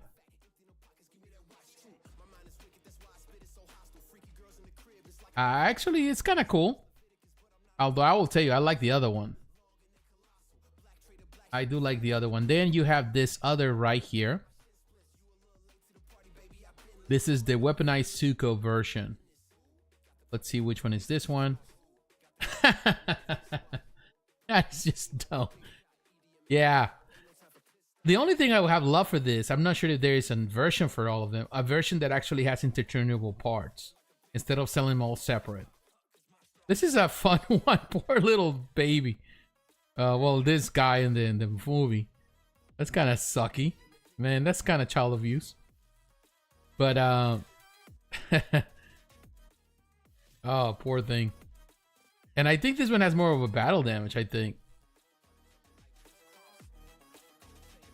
Yeah, it's $250. So there's different variations, but I would say the other one is gonna release sometime. But also they have all these releases. They got this other Godzilla monsters, and also from the Godzilla 2014 Muto female statue. That's another one, just to give you an idea of these other monsters, creatures. So that is just what this company Spiral has been doing, Spiral Studios. This is for the completionists, of course. They got the male version, which, to be honest with you, the difference is just barely understandable. It's just a different pose. You know, with the wings open. When the other one just kind of not. But that is gives you an idea. Dimension-wise, it's going to be the height 22.2 centimeters. Again, it's pretty much the scale that we saw with the young man just holding it. Now, this is the Muto Prime statue. So you can see a lot more monsters. This is a very cool one. Muto Prime. With the red arms all along. That's a very nice concept of a monster.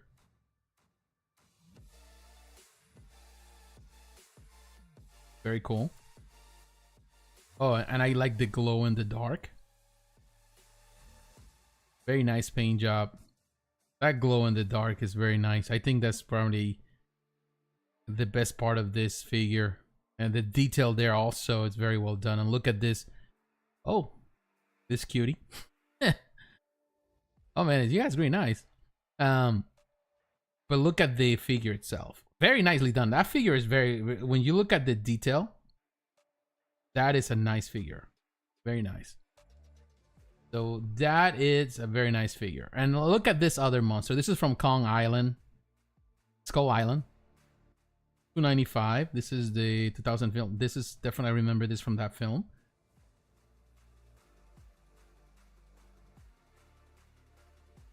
Very cool. So you want to build that collection with monsters. I think Spiral has you covered. They've been releasing a lot of these different figures, PVC vinyl figures. And here, holding him in the hand. Look at the dimensions. Very nice. Very cool. I don't know about that. No offense, but I'd rather have the girl than the guy. Honestly. And the pictures. No offense, guy. It's just my nature. Thing. Oh. Or here's the other. What movie is this one? That's for Godzilla vs. Kong. Oh yeah, I remember this from the film. Very nice pose with the base. They did a really nice job with it. It looked really neat. And again, you can build your collection with this monsters and figures. And she's holding it. Looking good. Looking good. I like this one. And finally, there's this one, which I know, Godzilla King of the Monsters. Satana's Hulk statue. I don't remember this. For some reason, it doesn't ring my bell. But this one has that is a monster. That is a con. Look at this one. Look at this one. Like all the different things that this monster. This is a very cool one. I gotta tell you that the whole the arms and all the, I don't know, the tentacle things, and I don't know, that's cool. And I think it you know, like the paint job in the dark. Look at those eyes. That is a cool one. Oh, it jumps one. Forgot. Not that big, but look at him holding it. Very nice job. This is a very nice one for sure. Very nice detail. Very different. I don't know exactly where it comes from, but that is a very, very cool one. So yeah, this is Spiral Studios. I think Spiral Studios is doing really inspiring stuff with the Godzilla stuff. I think they're definitely doing something good. They staying in their lane. They're doing the stuff that they do best. And I think it's there's something really nice to see. And as you can see, they have other things on pre-order. We have covered some of them before, but definitely that is what they do, and they don't, you know, move away from that. They definitely stick around with it. And I think that's where the potential is at. You know, what they do is, you know, you got to do something. You know, whatever you do at you're the best of your abilities, and I think they're doing that. All right, so we're moving now. We're still within the miniature because there's like miniature statues. And I'm going to move to another miniature statue that is actually available here. This one, Legolas miniature statue. This is from Weta, but also while we're there, then let me take you to Weta. Let's go to Weta Workshop, because here you can see Weta has this Legolas miniature statue. These are very small statues. They're less than 110. There's more like around less than 6 inches tall. They have done miniature statues before, but this Legolas looks amazing. I like the detail and I like the base. Again, you know, sometimes it's, you know, like you're gonna see a lot more companies doing a lot of smaller scale stuff, you know. And of course, here we have the artist, Gary Hunt. He has done a lot of stuff. He's a really good, a master of his craft. He has done so much work with Weta, one of the main artists, prototype artists at Weta, and I think he nailed it. Look at this Legolas. Not huge, but the level of detail on this miniature, it's really well done. I like the simple base, very simple, and the detail is really nice. All fully sculpted piece. I like the detail on this Legolas even more than the detail that you get on the from Iron Studios. Look at the hand, just to give you an idea. Even you know, and of course it's a prototype, and hopefully the final product is the same. But the likeness on this statue is way better than the likeness on the Iron Studios version, which is a little bigger than this. Very nice, very well done, very nice detail there. For a tiny little piece, and I think the price is excellent. It's a really nice price. So if you don't have much space and you don't want to break the bank, I think it's just a perfect. The portrait of, you know, like Bloom, the actor portrait looks really, really on point. And you know, Gary, he has, you know, when you look at Gary as a sculptor, he's mostly a traditional sculptor, as far as I know. He has done a lot of different things. Of course, the miniature statues, he has done, of course, the Witch King, and which I think was the first one on the miniatures.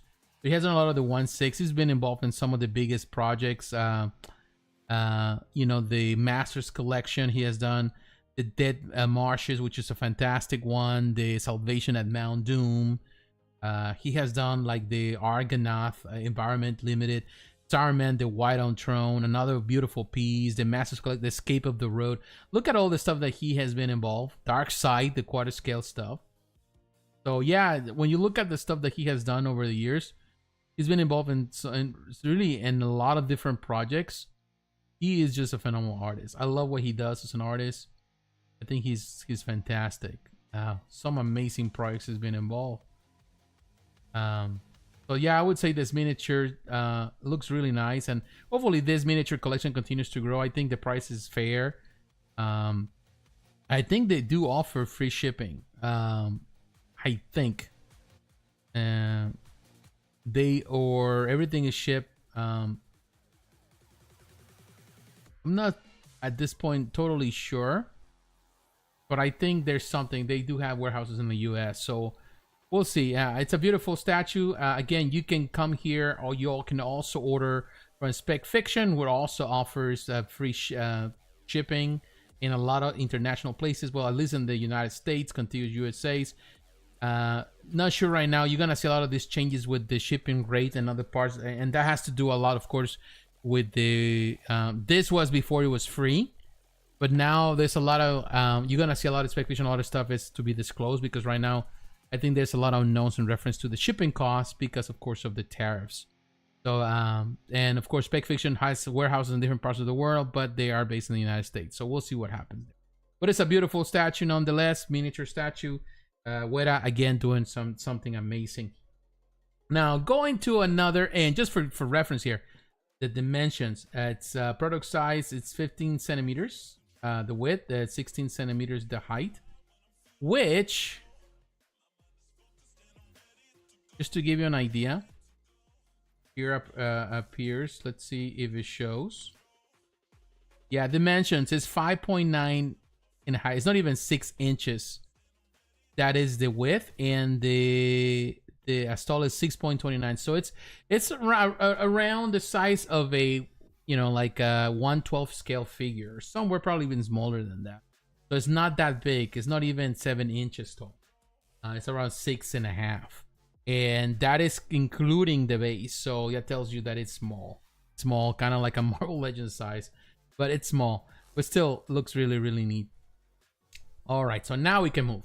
And the next thing I want to cover is Iron Studios, and I'm going back to Sideshow. And we're going back to Sideshow because here is where they have this 2 releases that I want to cover that are presented here, that just went on pre-order here at Sideshow.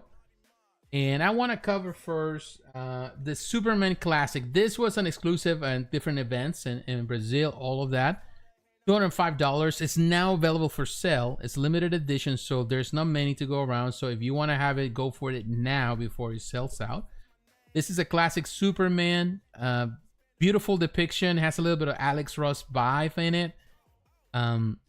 But it looks really, really neat. It's 13 inches tall, and that is because of that, you know, base.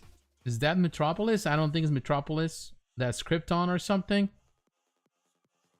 But you know, it's a nice statue. I like how they did the S, how it's sculpted there, the symbol. The paint job, it has the classic colors with the red cape, all fully sculpted. Yeah, that definitely looks like Krypton, a Krypton city, a Kryptonian city. Very cool. The Men of Tomorrow, maybe. Very, very classic. The way he's standing right there, held by that peg. Hopefully that is not gonna be any leaning because of the weight, because I can already see that the cape is a bit heavy. But beautiful statue, beautiful concept. Even with that base being that tall as it is, still very beautiful concept. Very nicely done. $205, I think, is a fair price if you're looking for this Superman. Has more of that, again, the Alex Ross. Now, another statue Iron Series release is this Conan the Cimmerian, based on the art of Sanjulian, which is known as the Spanish artist, very famous to produce a lot of the art from Conan the Cimmerian, the Barbarian. And when you look at the statue, beautiful statue. Definitely, I can see the closeness and the likeness with the art. And just to give you an idea, I'm gonna take you to Conan. Just to give you an idea, Conan by by Sanjulian.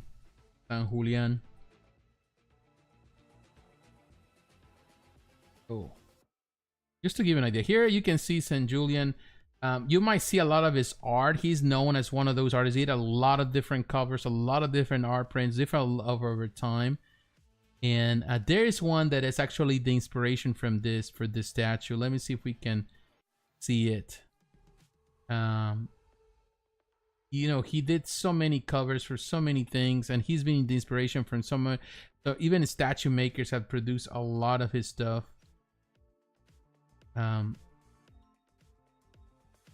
You know, when you talk about a lot of the stuff that he did back in the day, I saw it at some point. I'm trying to see if we can get Conan the Cimmerian. I saw it at some point somewhere.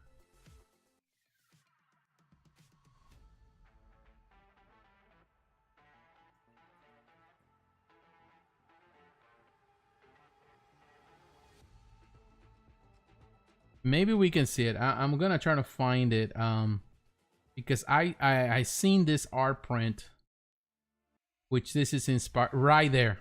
I found it. Took me a little while, but let's do it. This is Sanjulian, which is the name. The real name is Manuel Perez Clemente, Spanish classic artist. This is what they use for inspiration, and I would say the likeness on the face is close, but this right here, this art print is the inspiration for this statue. And yeah, I could say there is a little bit of closeness. You can see on maybe there. Now the you know, the addition of that thing in the front, you know, this thing here, it's more of an artist's choice. But 9 inches tall, it's not that tall. And definitely is bloody. He just came out of battle. You can see the blood in that shield. And is a survivor of this. You know, one thing I would say about the style of the work that he did, Sanjulian, he always did his Conan. It's a little more on the kind of like a Native American look in some way.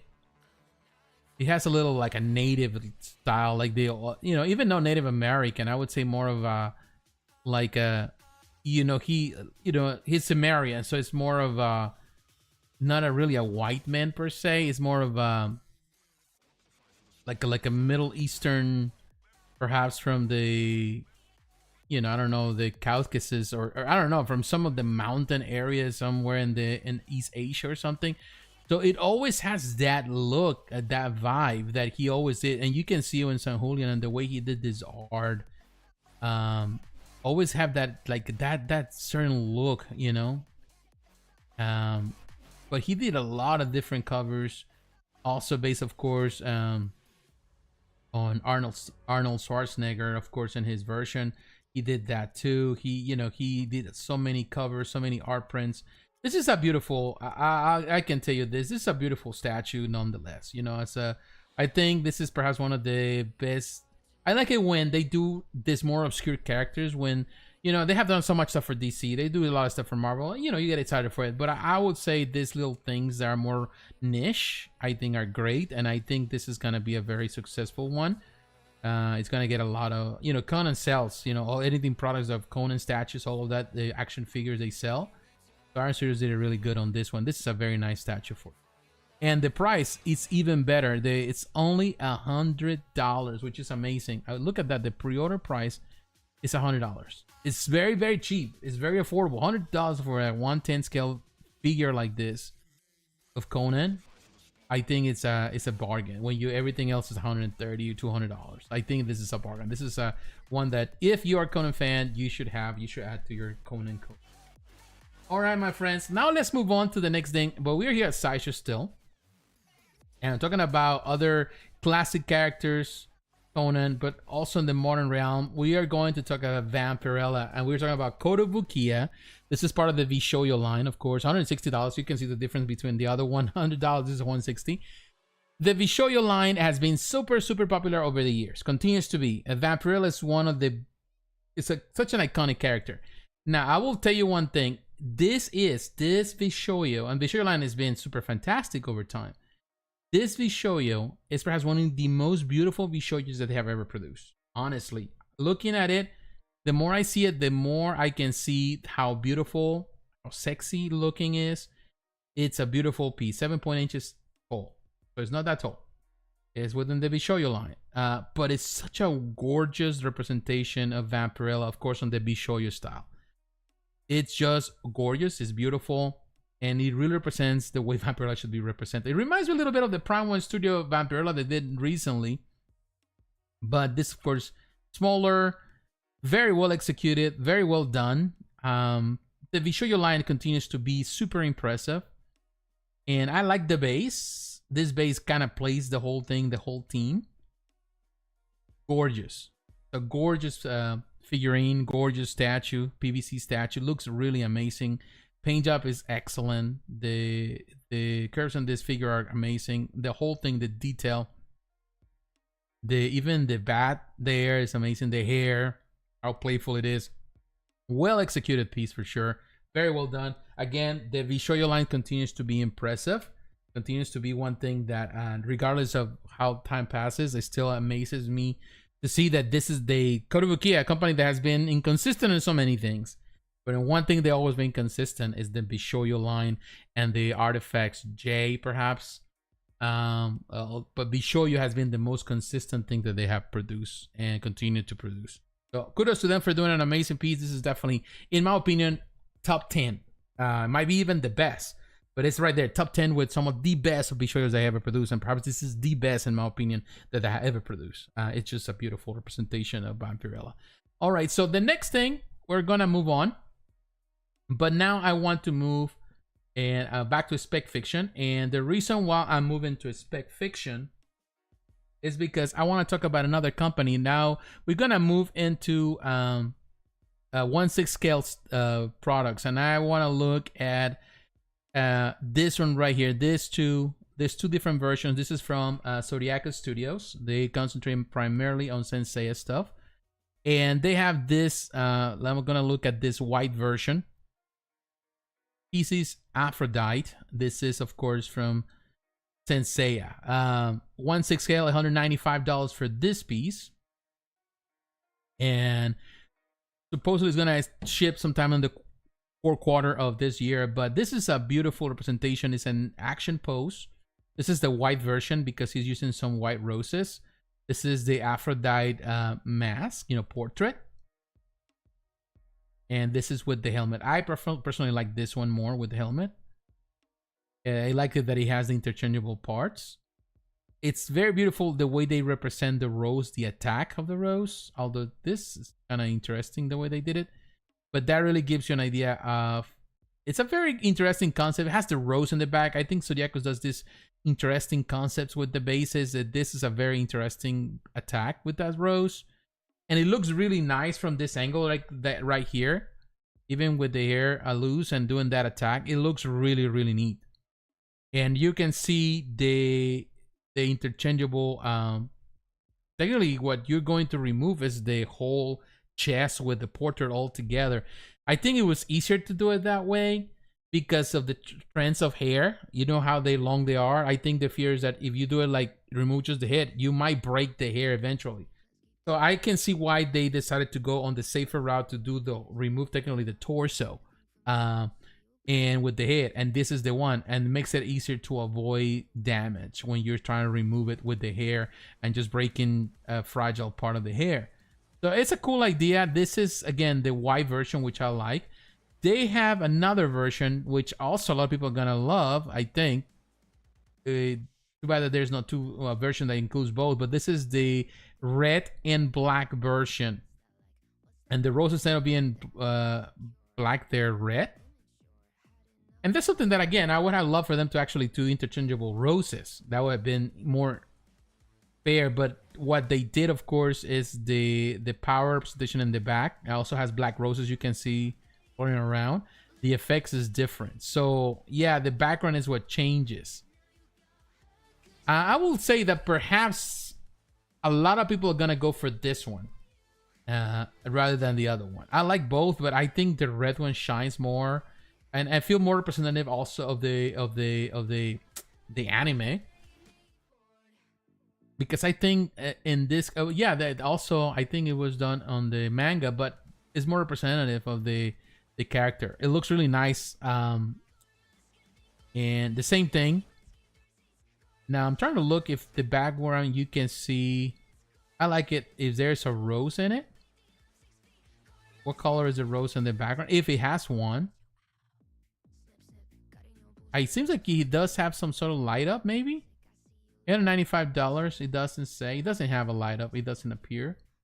But that is really, really cool. Again, so the Zodiakos Studio doing a lot of Sensei. They're doing really amazing stuff. But they're doing all the things. But some of the stuff they do, particularly with Sensei, has been really fascinating to me. And I liked it.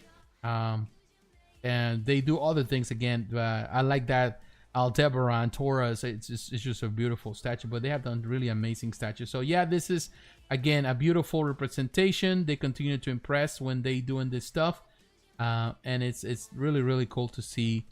This particular statues, they are pretty cool to see. Kudos to Zodiakos for a really amazing representation of Pisces Aphrodite. All right, so we're moving in. We're moving on.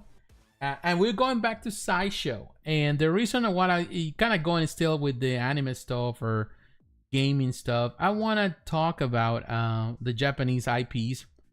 I want to talk about this company called Freeing. I think Freeing is this is a European company, but they've been representing a lot of this quarter scale different things. They're Freeing, and they release actually these 3 statues right here that you can see right there.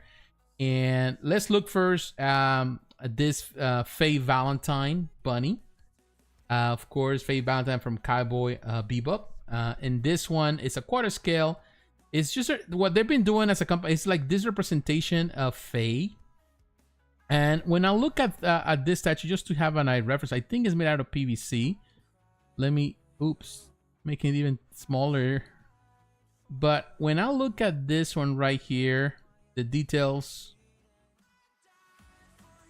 let me see. It shows the height. And trying to see if it gives us what kind of material. But if I'm not mistaken, this has to be PVC. If I'm not mistaken. 300, even for that price, I think it's definitely PVC. So it's $385. Okay, so we're looking at Faye Valentine right here. And of course, in this Bonnie custom, very sexy custom. Definitely not. I would have loved to see Faye, of course, on the way she shows in the movie, in the anime, in the series. 18.5 is just the way they did it. The plastic base is one thing that you used to see a lot, like maybe 10 years ago. This clear plastic bases, and a lot of companies kind of got rid of it. Seeing it again, it's kind of weird because it's one of those things that I never care much about, the clear plastic base. And for some reason, after 10 years, it comes back. You know, like it's cheaper, easier, but not necessarily cool. I would like a little more style in the base. Of course, maybe with that, it means that the price goes up. But it's something that you still see with a lot of PVC stuff that is smaller. But I like a lot of companies are moving away from that and really giving you a little more style. You know, they're more thought out. I don't like it super huge, crazy. You know, this is definitely a figurine, but it's an quarter scale figurine of the, you know, the normal stuff that you see in Japan. But Freeing doing this one, I think that the sculpt of Faye looks great. The portrait looks great. It's a beautiful representation. The only thing that kills it maybe is the base, which works with smaller figures, but not necessarily so good with this, you know, this at this particular scale. I remember when even Gentle Giant was doing it with their what was that, the Sucker Punch statues. People didn't care much about it. That was probably the thing that people complain more about, and that was what, many years ago, like 15 years ago, sorta. Now we have others also Freeing, releasing this from of course we're talking about Nier Automata, this video game. So they had two different, they had A2, your cut type A number 2. This is, of course, she looks really nice. And again, the same thing, same concept, quarter scale, and almost 20 inches tall. She looks beautiful, of course, all PVC.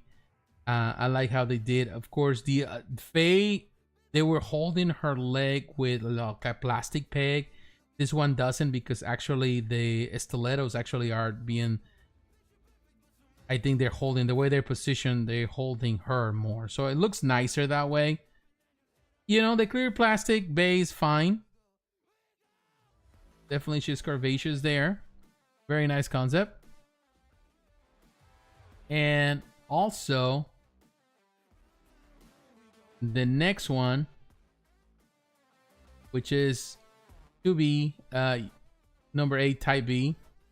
This is another one. That one looks good too. Looking at her, definitely she looks great.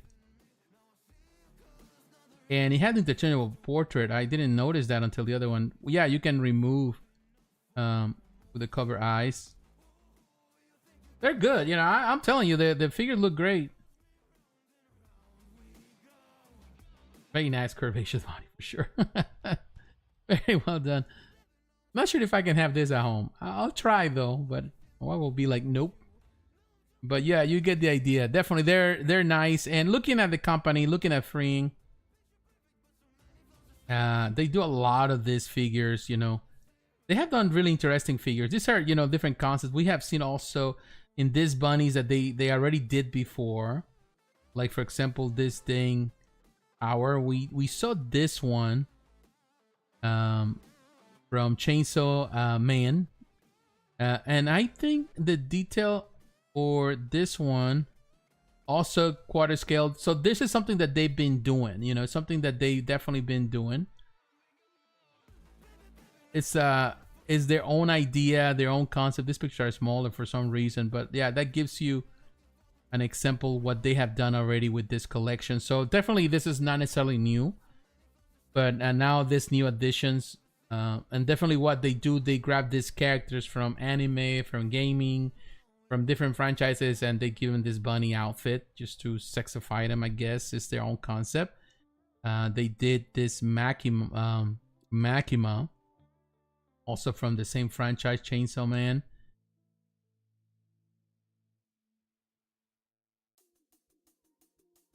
And as you can see,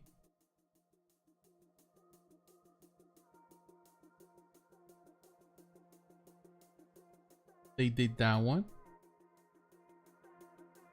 And they also have this one right here, the Lucy for Fairy Tale, which is a different pose, which actually this pose kind of works. So this is something that they've been doing, you know, it's not something new. And they're very popular. They're selling well, of course. They're very sexy. Some people seem to like it. I would say that this as a 1/6 would be fantastic. Other figures that they have done in the past. But definitely there's just something very, very unique as a company. So Freeing doing something very interesting, very unique on their end. Now, as we are here at Sideshow, we're going to move to the next thing.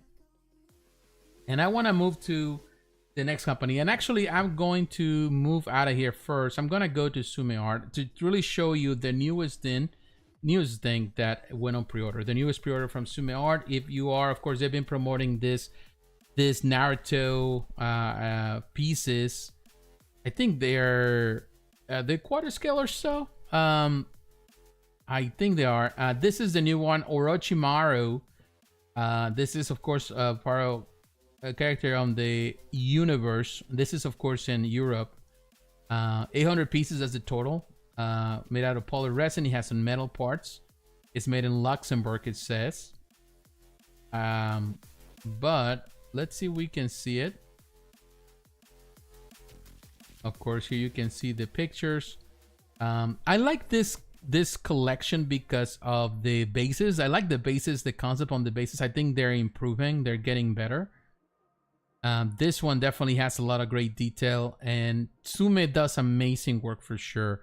They don't complicate themselves with bases. They do beautiful faces that really, the ratio of the base and the characters is always perfect. I think that's something that a lot of the anime companies, a lot of companies that produce a lot of this manga stuff and anime stuff, sometimes they lack. And they do, and look at this, the saliva on that serpent. That is nice detail.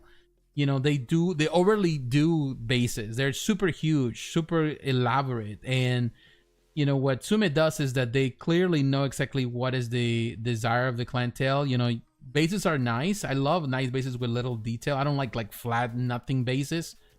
But, you know, this bases definitely kind of play a part. And here you can see these other characters. These are the collection. By the way, this is now available at Sideshow. We're going to go on Sideshow in just a moment. And that really gives you an idea of the scale. It's really nice scale. Look at that scale in this statue. So this is the new addition. Even the size really represents the actual height of the character. Really, really well done. And the bases are all part of the same style design. I think it works well with the symbol of each character. So very nice. And the saliva, even in his tongue, that's nice attention to detail. Now you can definitely find this one also here on Spec Fiction. It's available here on Spec Fiction for those who don't want to order through directly, but they would like to order. You can come to Spec Fiction and order here. I think it's here, or it might not be here. Oh, right there, yeah, it is.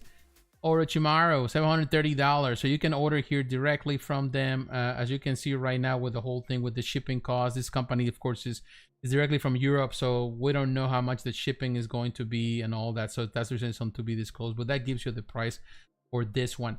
But if we move back to Sideshow, I gotta tell you, now Sideshow's been carrying other companies. We know that. But now they've been carrying also Tsume. They've been carrying a lot of companies. But Tsume, now you can see the newest things. We talked about this figures, I think, like maybe last year, sometime last year, I talked about it. You got the Sasuke. They was part of this line, of course. Now it's available here at Sideshow. We just saw it, this part of this collection. This new statue, Orochimaru, is not available here yet, but eventually it will be if Sideshow's carrying it. Beautiful statue for sure. We talk about this one, part of that. That's when this collection started. This Biju, I think. I think what it's called. Sasuke looks great. Bijutsu. A statue. And when you look at the details, just to give you an idea, it's made out of polyresin PVC. Of course, the whole shebang, as normally Sideshow does. But also, they have, of course, Naruto. And again, beautiful statue too, in the quarter scale. Beautiful. I love the detail. Of course, this is the Naruto as a child. Very nice detail. I like this one. Beautiful statue. Beautiful face. Base. And even the face is beautiful. Like, the detail is very nicely done. And again, being available for sale here at Sideshow is great. That tells you, Tsume continues to impress. $710. And they also have this Kakashi. A little more expensive, but Kakashi's a little bigger in scale and size. Same scale, quarter scale. It's 20 inches tall. Looking really great. Very nice detail. That.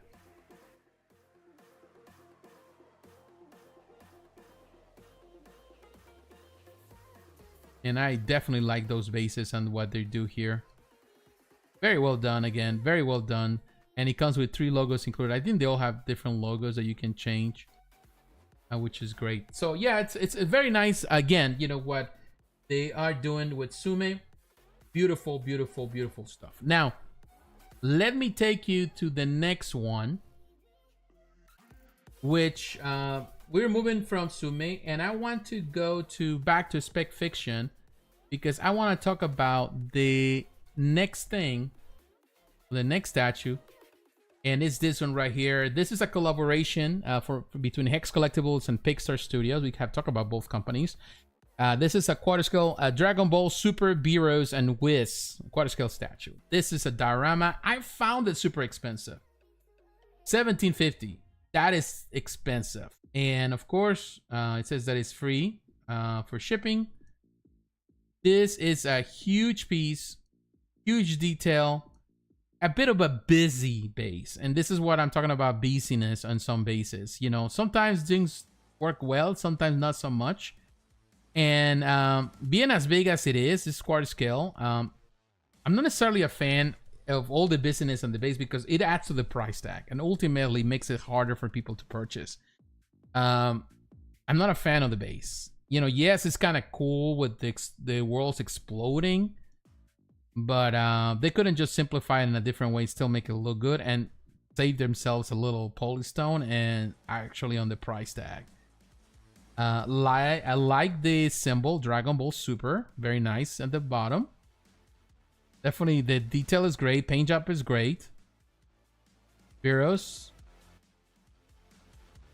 and Wiz, and I think this is it's one of those pieces that definitely for the completionists is there, and for the ones who have the dough to purchase everything. But for the most part, you know, it's a lot of this is unnecessary. Even though as beautiful as it is, they couldn't just simply do it that just with the explosion of the base is more than enough, and maybe do the, you know, the little effects with this power pink stuff emanating, but maybe the explosion there. But other than that, the ones hanging on there, that's just a little bit necessary. Still, you know, an interesting concept. But when we look at the stuff, of course, we have to talk about Hex, Collectibles, and Pickstar Studio. This is the first collaboration, but just to give you an idea with Hex, this is the first collaboration. Let's see. Let's start with Hex. We have to talk about a lot of the stuff Hex has been doing. You know, recently we talked about some of the stuff. Beautiful statues. Some beautiful statues. Some busy bases at times. But this is what... some of the stuff here, of course, is not from Hex, but it came out. Some stuff is amazing. Some stuff I like. And then you have Pickstar Studio.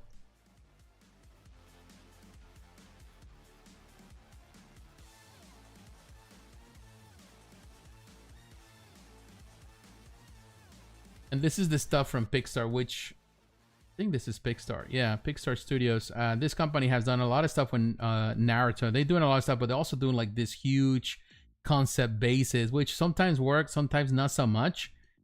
Sometimes they're too extremely busy, in my opinion, but some things are really cool.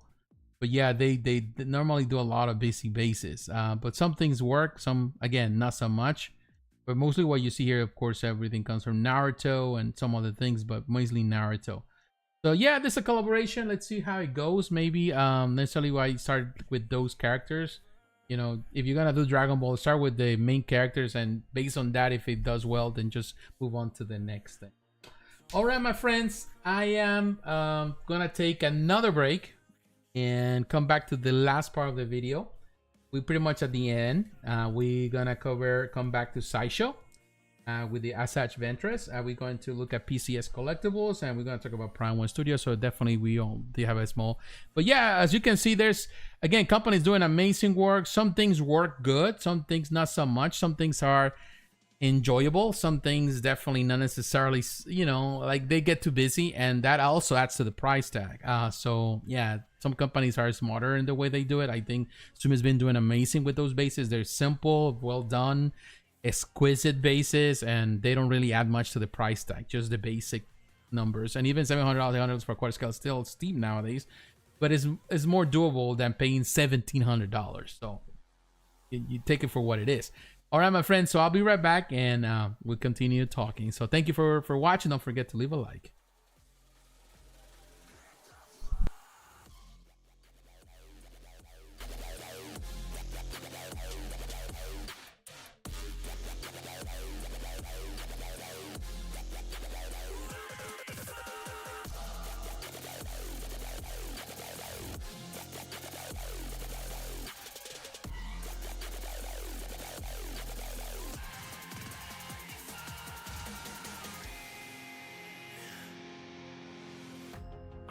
That we're getting closer to a brand new night. The past is finally getting over. I really think it's time to say goodbye. I don't know what starts to control me. I'm letting go another soul that's underneath. I don't really care about this all. It's the fall that kills me.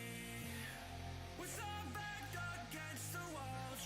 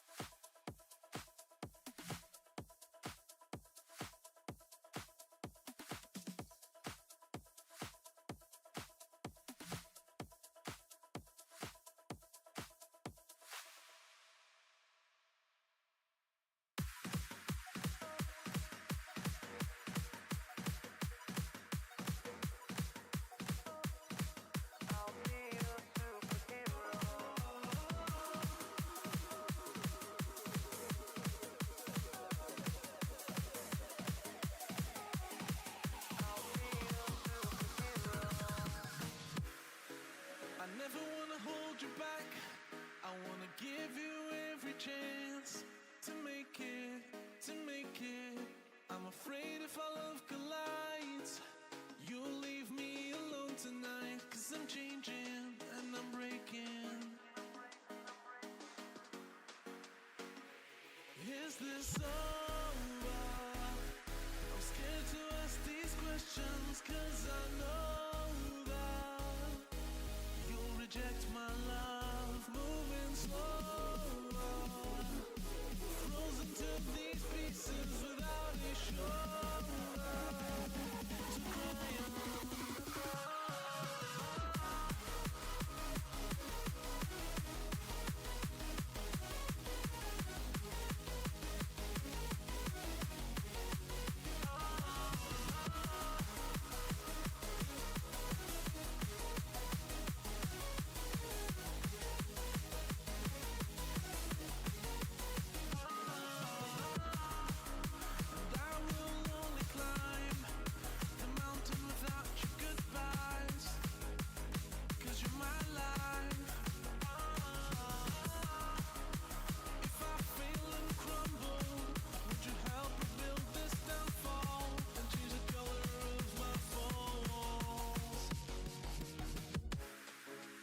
Never wanna hold you back.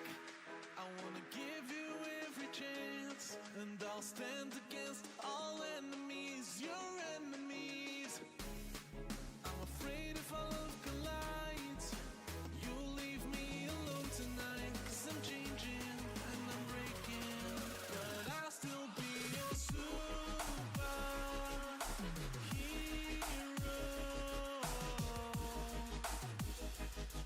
I'll be your superhero.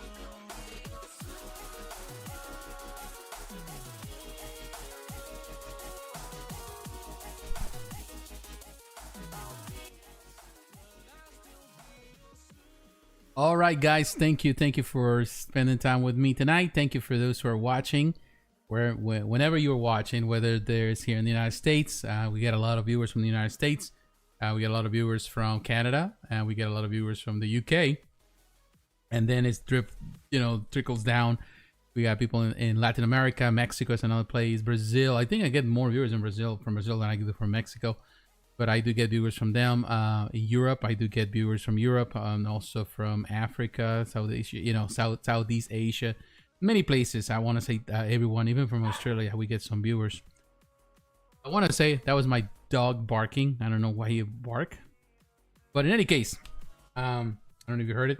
In any case, we're going to move to the next thing, and we are here, and we're gonna go back to Sideshow. Let me go back to Sideshow Collectibles. Let me know.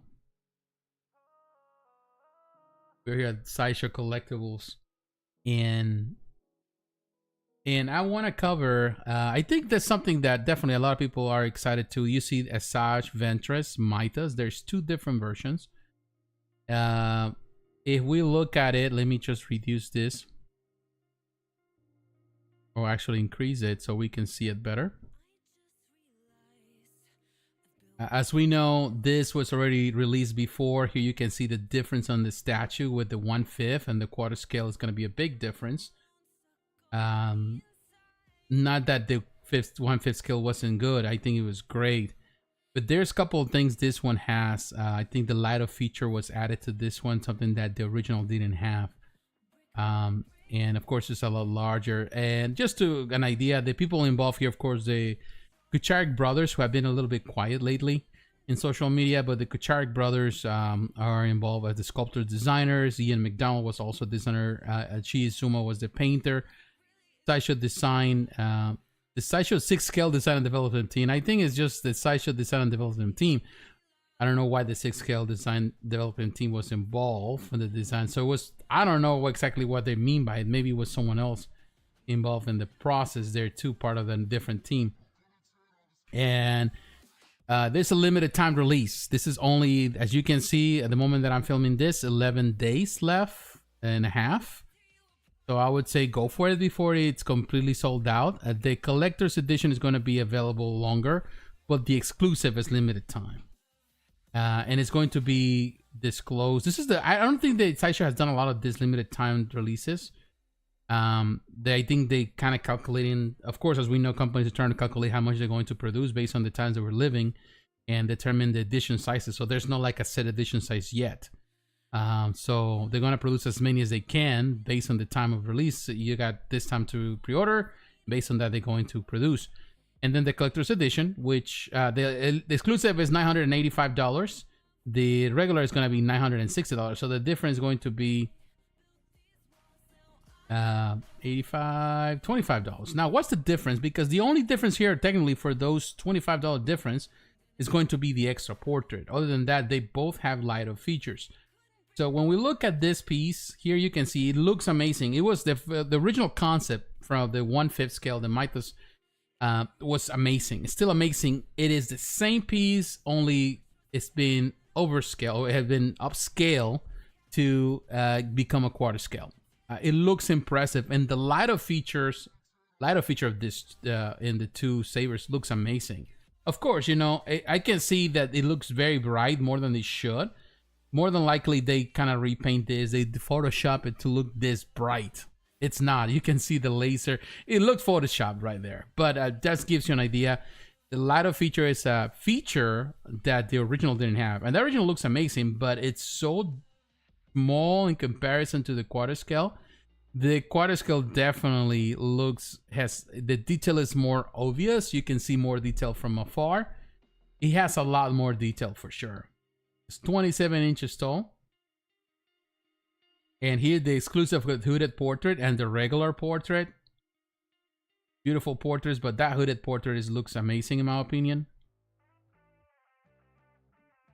That is a very nice piece for sure. And definitely as a quarter scale, it's going to showcase a lot more. It's going to have more detail.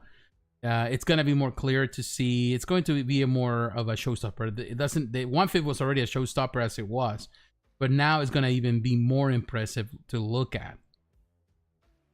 And definitely the base is impressive. The whole piece is impressive. And of course, you know, they're running all of this. I don't think also when they're scaling, of course, this piece of the Darth Maul.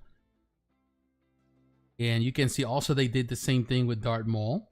I don't think Darth Maul, did Darth Maul went on pre-order already as a quarter scale? I think it went, and I think we talk about it. Yeah, I think we did. It looks impressive. That is an impressive piece. As a quarter scale now, it's even more impressive. This two, they're definitely, you need to have, if you already have one, then you have the other, because they need to go side by side. You know, they need to be companions for sure. Impressive piece to get both together. And of course, Darth Vader there. The whole line has been and continues to be extremely, extremely impressive.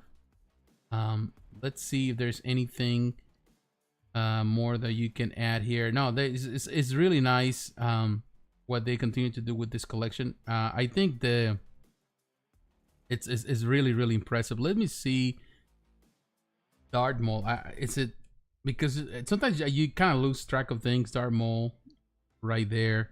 Yeah, we talk about it on the Mitas, $650. It's about to release soon. And again, this was yeah, we talked about it sometime last year. It's a quarter scale. Beautiful piece. And also we talk about we're doing the Mitas line, see what comes out. You can see the Darth Vader Mitas. And you can see the variants here. You get the quarter scale. And then you get the 1/5 scale, which they did with previously. Very impressive pieces for sure. The Mitas line is impressive. Of course, now moving on into quarter scale, which I think should be where they need to stick around. I think that's where actually more people are excited for. More, you know, there's more anticipation. There's actually more opportunities for them to sell. And the quarter scale, because that's been a more established line than 1/5. 1/5 is always a line that has always struggled. 1/5 scale, the 1/5 scale has always struggled. For some reason with Sideshow, like people moved to quarter scale and they were more permanent with that scale. So yeah, it's still, I think it's they're impressive. Sash looks amazing. Very impressive the way they did it. Kudos to them for doing an amazing work and upscaling this, and it looks amazing. All right, so now we're moving from this, and I'm going to take you. We're going to go to PCS Collectibles, and the reason why we're going to PCS Collectibles, Premium Collectibles Studio, as it is known now, no longer Pop Culture Shock, but PCS Collectibles has a new statue. Let me see. We talked already. We already talked about Darth Vader, all that, but this Goliath and Lexington quarter scale statue. We're gonna look at it now, and as you can see right now, the price is $1,500. But because if you order as an early pre-order gift, you get you get a gift.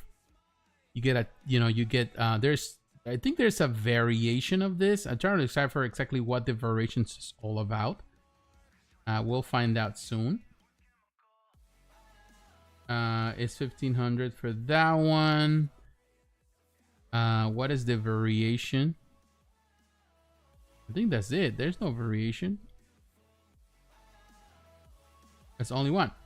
All right, so $1,500. I would say, man, that's expensive for quarter scale because it is quarter scale. But there's two pieces in one, and let me see if we have an idea who sculpted it. That detail was provided. The Goliath Lexington is going to be nearly 32 inches tall, which is pretty tall, impressive because of its perch on that, on top of that,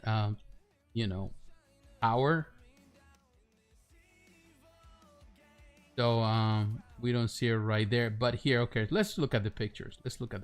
Here you can see, and I already gave an idea. The other statues, they're going to release the other two, and it appears, in my opinion, as far as I can see, it looks like they're going to be also in two sets. It's going to be a set with this two. I'm not sure they're going to be individually, but it seems to me that that's how they're going to do it. A second part of the diorama, and then the third part of the diorama to complete the whole diorama. I would say I love gargoyles. Like recently, of course, NECA I've been collecting the NECA figures.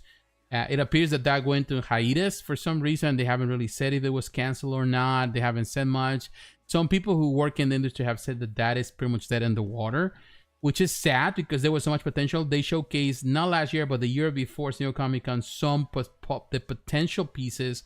A lot of the stuff, the prototypes that unfortunately they haven't been produced, so we haven't seen anything in over a year. So is it completely dead? My hope is it's not. We'll see what happened this year at San Diego Comic-Con. Maybe they give us more insight. If we don't see it, then we know that it's dead, or at least on hiatus for now. But there was so much potential with that, and something that we talk about, the tariffs. Companies sticking to those licenses that they seem to be more profitable, and they're are money makers constantly. So I think Gargoyles was popular, but I don't know if he wasn't as popular as they expected it to be. Who knows? And of course, maybe the license was too expensive with Disney. Other companies that have produced Gargoyle stuff, we have seen, of course, Diamond Select Toys doing stuff. I'm necessarily a fan of their stuff they have produced with the little mini bus and stuff and some statues on PVC.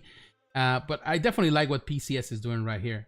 Oh, I get in this. Hey, Travis, how you doing, my friend? This Gargoyles looks great. Kind of big for a quarter scale, though. It is big for a quarter scale. And I think it has to do with the tower and also, you know, because of the stand where he's at and his wings. So it might be a true quarter scale. Who knows? But yeah, it seems pretty large. But I like it that they didn't.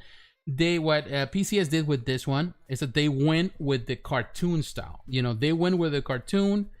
They didn't sway from it. They didn't do like a modern rendition, or they did something texturing. It's just straight cartoon style. And it looks impressive. This gargoyle looks impressive. Very nicely done. Hopefully also, you know, PCS, if this is successful, they also produce a smaller scale statues of this. It would be nice if they do 110. It would be nice if, you know, if they do, you know, smaller stuff as they've been doing with Marvel vs. Capcom. But it's a very impressive statue, definitely. You have this switch out, I think, portraits. I think the eyes change from the regular eyes to the white eyes, which is kind of cool. He looks impressive. It looks massive and very muscular. You can see those hands. His claws are super big. It's a huge hand. And here you can see more of a bluish. And of course on the light, it'll look a little more purplish. I think it's just the light. But it looks great. Lexington looks really nice there. This is going to be a very nice detail piece. Very tall with that. But yeah, in the span of the wings, I definitely was going to be something that that is going to be something that's going to be very challenging for display. How it's going to come, I'm sure you're going to have to assemble. The wings are going to be separate parts, but definitely it seems to me that it's going to come in a big, huge, it's going to be a big box, if not 2 boxes. But here with the white eyes, I actually like the white eyes a lot, but they, you know, they went for that detail, and there's not much texture on the. Again, they're going for the cartoon design, and again, those wings look heavy too, fully sculpted. They really look heavy. That tail, very nice depiction of Goliath. There's so many ways that you can represent Goliath, like screaming or extending himself or something like that. But I think they went with a very nice depiction of him. Very well done. And then of course you see from different angles. Very nice. But yeah, this is gonna take real estate. A lot of real estate in a display. And Lexington. I like Lexington. He's always a fun character. Very cool. With the white eyes too. How are they gonna remove that? I think it's just the portrait that is gonna be removable. That's what I am thinking. Here you can see the dimensions. 32 inches in height, pretty tall. 21 depth in the depth, and 39, almost 40 the depth, and that's because the expand of the wings. That's gonna be the challenging thing. But yeah, once this is all set up, I would love to see it, and you can see the silhouette of the others. It would be nice to see all of them, Bronx, Brooklyn, all of them. You know, that would be great to see for sure. I think we're going back. Yeah, we went back. But yeah, definitely this is a very beautiful piece. Kudos to them. I don't know, it doesn't really say who is the one who painted it or who was involved here, but looking amazing. If you want to go for it right now, there's a discount. You get, you know, that option. Do it now so you can get a discount before, you know, before it, you know, it goes to the regular price. Still a beautiful piece for sure. Kudos to them for doing that. Now let's move to the next thing, and I'm going to take you to Prime1 Studio. Prime1 Studio, the final company of the night, but we're gonna cover 3 different things that Prime1 is doing. First, we're gonna cover this one. This is the Secret of Blue Water Nadia. This is part, I think, of the Prisma wing, I think, or it's a statue based on this. I think it's animated, or it's a video game. I don't remember, or it's an animated series. I think it's both or so. Here, a portrait of memoir in blue water, brought to life in vibrant color and form. Set again the backdrop of the late 19th century, an era brimming with scientific progress. The Secret of Blue Water, Nadia. All right, so we're looking at this. It's $1,000, which I honestly don't think. You know, when I saw this this video, I was thinking, yeah, it's gonna be this amount. I wasn't expecting to be this expensive. You know, what scale is this? Let me see. First of all, let me see one thing here. Of course, this was presented recently in the most recent. Okay, so this is an anime, Japanese anime. That's what it is. A television series created by Hideaki Anno, which is inspired by the works of Jules Verne, particularly 20,000 Leagues Under the Sea and the exploits of Captain Nemo. Cool.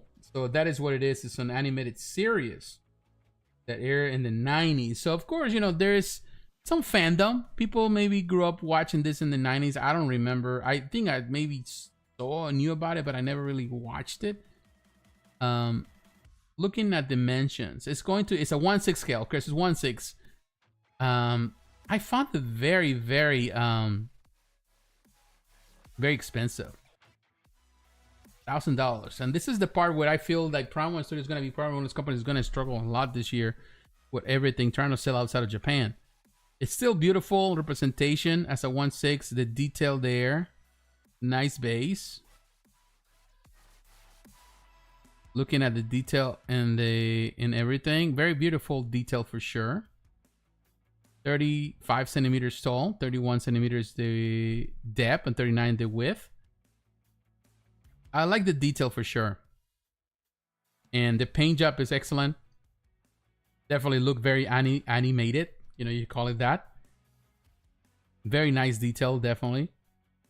I will tell you one thing. It would be nice to see Prime1 Studio doing the gargoyles. The way they do stuff, I will definitely like to see how they do bring the gargoyles to life. Not sure that they will ever do, but I can see potential to something very amazing the way they do things. Not saying that Pisces doesn't do amazing stuff. They do great stuff, but they stay more on the simplistic things, and they're more simplistic in a lot of things. Prime1 Studio tends to little bit of more of I wouldn't say they give a little more of that I don't know, they glamorize certain things, and it comes with this little I suppose in Japanese, the lettering of the name of the show. They just put it there. Something that Prime1 does, which, to be honest with you, I don't care much about. I don't know exactly what's the point. But the characters look kind of alive. You know, they look very animated. They look really great. And it's a very nice detail for sure. Now I'm interested in watching this anime or cartoon. I have to look for it. Probably it's available somewhere. Even the couch. Look at, there's some damage on the couch. The paint job, the weathering on that leather, as you can see. Her hair, look at, see different trends. It's kind of translucent. The hair, his hair too. Very cool detail. Very nice for 1/6. Definitely this company, Prime1 Studio, when they do these things, now worth $1,000. I don't think so. Not for me. I wouldn't pay $1,000 for that. I would say maybe $500-$600 the most because of the level of detail. But other than that, I don't think 1,000. But maybe does well. Of course, you're talking about the things that they do in Japan.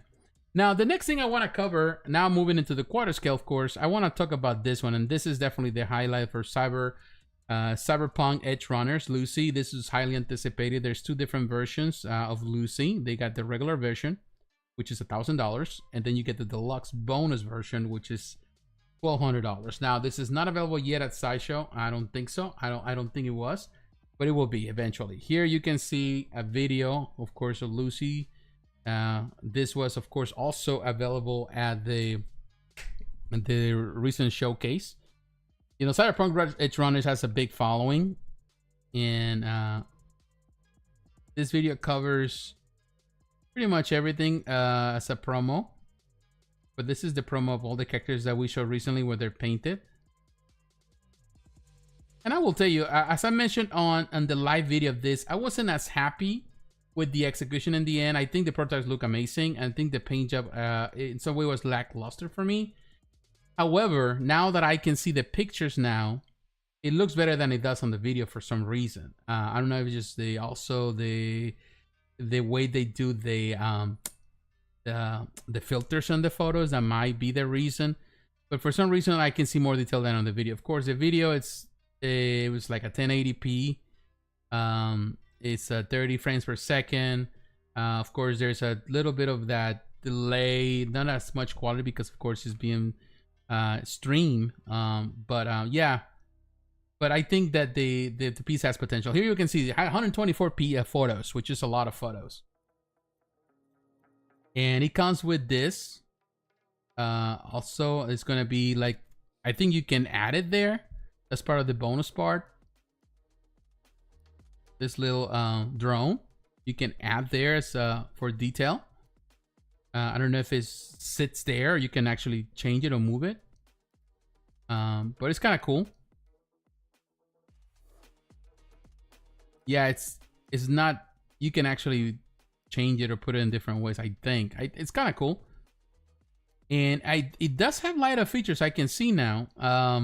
It does have different portraits, the deluxe version, like this one, when she's, you know, winking. And here you can see the things that she does with her hand and the weapon. And they have this extra hand with a cigar. So you can actually come up with different display options. I think I like the bonus version. This happier face portrait and the cigar looks kind of neat. But it kind of changes a lot, which I like about the different portrait, the different switch out parts. It makes the piece change a lot. Like, look at this one, more serious, looking at you. And definitely the effects with the different hands and switch out parts give it a different effect, a different vibe to every. So it's different poses. It's you know, like sometimes like pieces they have different poses. It's just a change of hand, and it just changes what it's holding. Now this changes the whole effect. Now she's holding, of course, her side. It's different. You know, when she's holding her hip on her with her hand, but she can use it to hold the cigar or hold the other thing in her hand, like the little lasso that she has. So it's just the swappable parts, the different heads, portraits. It's a very interesting concept, and with the LED illumination is going to be very, very interesting. Also, you get this bus where you can have the extra portraits and the different hand, like this one, the hands. It's just a lot of different things that can change the way it looks completely. Different ways. You have multiple options for display. It looks great.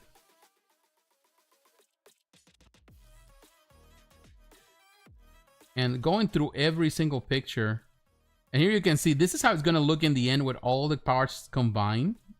It's going to be super interesting, all of them together, and I'm sure that some people are already planning to have them all together. Very nice detail, beautiful eyes too. And there's a lot of detail, of course, and I can see even texture in her clothing. Afterlife, there's this sign. Here you can see with the other portrait, the happier portrait, and the cigar and David. So this is definitely an interesting concept. Like, again, I wasn't as impressed when they was fully painted, but now looking at the pictures, I can see a lot more detail. And definitely I can see how it's going to look. It's going to really look, the three assembled together is going to look impressive.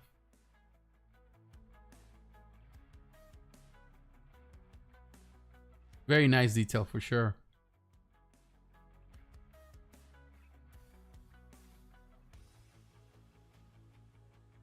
And I'm going fast because, you know, I want to go through all these pictures here. This is a very impressive piece for sure now. The eyes. Even the eyes. Now I notice there's a difference in the eyes.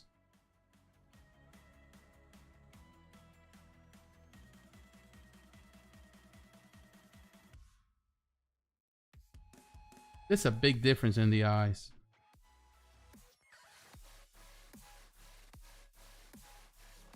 Something here. I'm sorry, I got distracted for a little bit.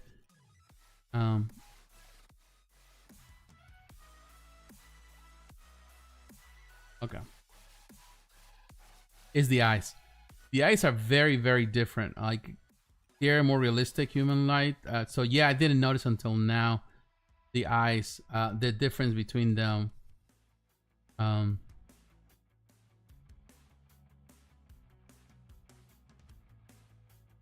So yeah, very nice detail. I like the paint on her skin. It looks natural too. Like her finger, the way they did the fingernail, the difference, the coloration in the fingers shows more a natural hand. When you put pressure on your fingers, when you have more of a light skin and you put pressure on the fingers, and you can see how you know, kind of get a little reddish. You can see the redness in it. Very nice. That is a very attention to detail from the painter. Very cool. They did a fantastic job with this piece. Nice detail, nice everything. Very cool. And I can see this actually with this drone. You can actually change it.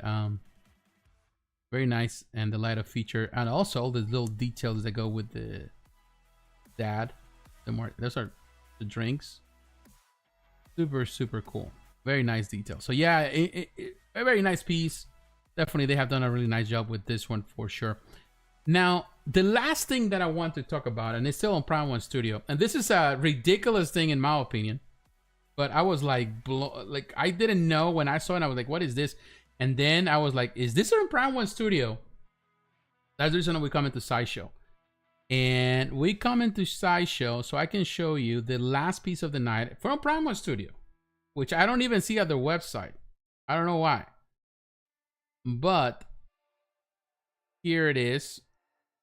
We cover almost everything here, of course. We talked about Dad Palpatine last week. But this right here, when I saw this, and what is this? Siesta Wedding a Bikini version.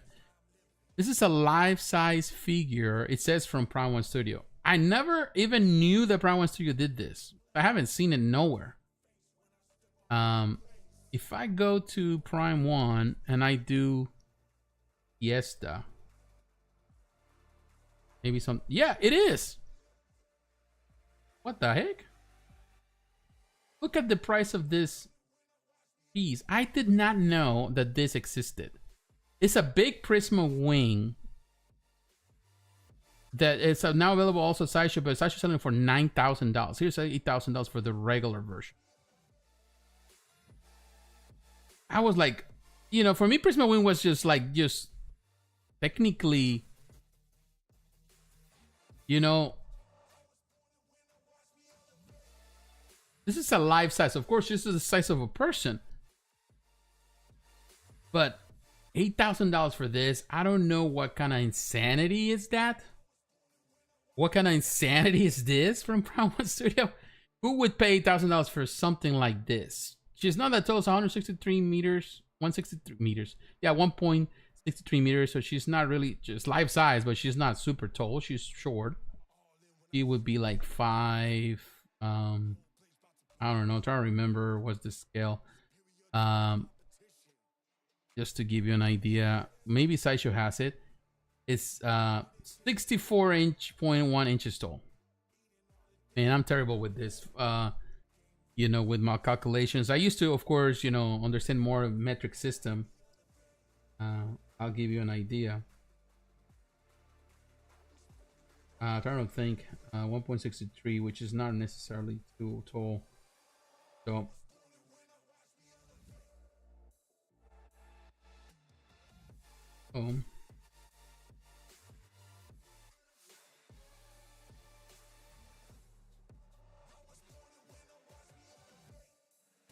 okay.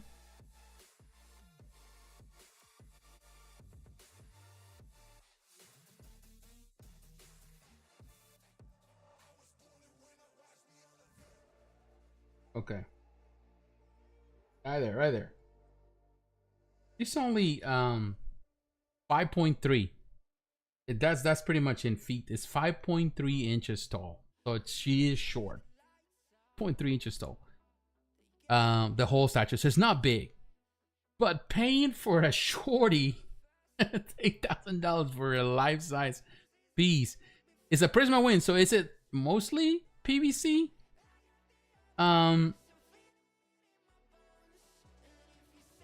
Yeah.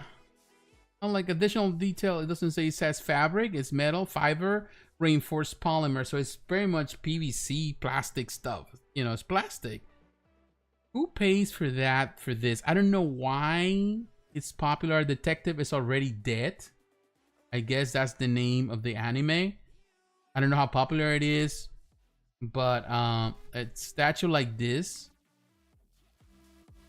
This is just for the weird. You know, no, there's respect to Prime1 Studio. Everyone is different, but yeah, 640. You gotta be weird to really go pay $9,000, $8,000 with detachable veil. And I thought Prisma Wings used to be like the cheaper version of things. You know, I guess there's a market for it. You know, I'm not saying that the sculpt is nice, you know, but not for that, you know. And who wants a life size of your own anime girl? It just, you know, there's other things, man. Get yourself one of those inflatable dolls. This is not, I don't know. I saw it for the first time and I was like, man, this is just, in my opinion, this is just ridiculous. Yeah, like honestly. Here's the photos here. Prime1. Yeah, I don't know. I just saw it. You know, more if you have $9,000 and you already ordered this, I'm sorry. You know, I didn't mean no disrespect, but man, I just don't. There's a market for everything, but some things are just like not worth the hassle, and I might as well not understand it. I think as a figurine, a small figurine would be fine, but to pay $8,000 here to have from Prime1 Studio or $9,000 from Sideshow, it's just crazy. It's just crazy to think of. But this is where we at. This is where we at, and maybe that's the reason why the market is crashing too, because people spend money on a lot of crazy stuff. We all do. Unfortunately, that's how it is. All right, my friends. Moving from this thing, which is I don't know. I didn't have to talk about it, but I want to talk about it because I found it a bit funny too. But you know, it's just not my thing. In any case, I want to say to all of you, thank you very much. Those who know, you know, were here tonight and they left comments. Mr. Sir, we have also Sonic Flash. We have Travis H. Thank you very much for stopping by. Anyone else? Thank you. I know that some of you might be watching, don't have an opportunity to chat, but thank you very much for doing so. Thank you for definitely we talking about a lot of things. Early we talk about the stuff with the tariffs. There's a lot that we need to see. A lot is still in the air. We have to wait and see and hope for the best, that everything works out for good. You know, at the end of the day, life goes on. Things happen quite fast, and some things change too. So we'll see what happens. But yeah, this is where we at, and I want to say thank you for your support. Again, as I always do with this video, I'm going to tomorrow. We'll have the timestamps in the morning, and you can, if you watch this in the future, you can just separate. You can go through the different sections and see what we talk about. We'll cover all of that as normally, which is great. I like to do it also for reference in the future. I can always go back to the videos if I need to for reference, and it's always there. And if you are watching this and you know you don't want to watch the whole thing, you don't have time for that, definitely you can go back to that section. And also for reference, if you miss something, you can always go back and check the things and go back to and you know, to hear my opinion on the things that you care about and not the other things, you know, because yeah, these videos can be long. But I want to say to all of you, thank you, my friends. Thanks once again for your support. Thank you for being with me. And I wish you the best weekend, a great weekend for what is left, you know, like wherever you're at. Enjoy your Sunday. And thank you again. Enjoy your night, Saturday night. And thank you for your support. God bless you. Take care. I will talk to you again. Bye-bye.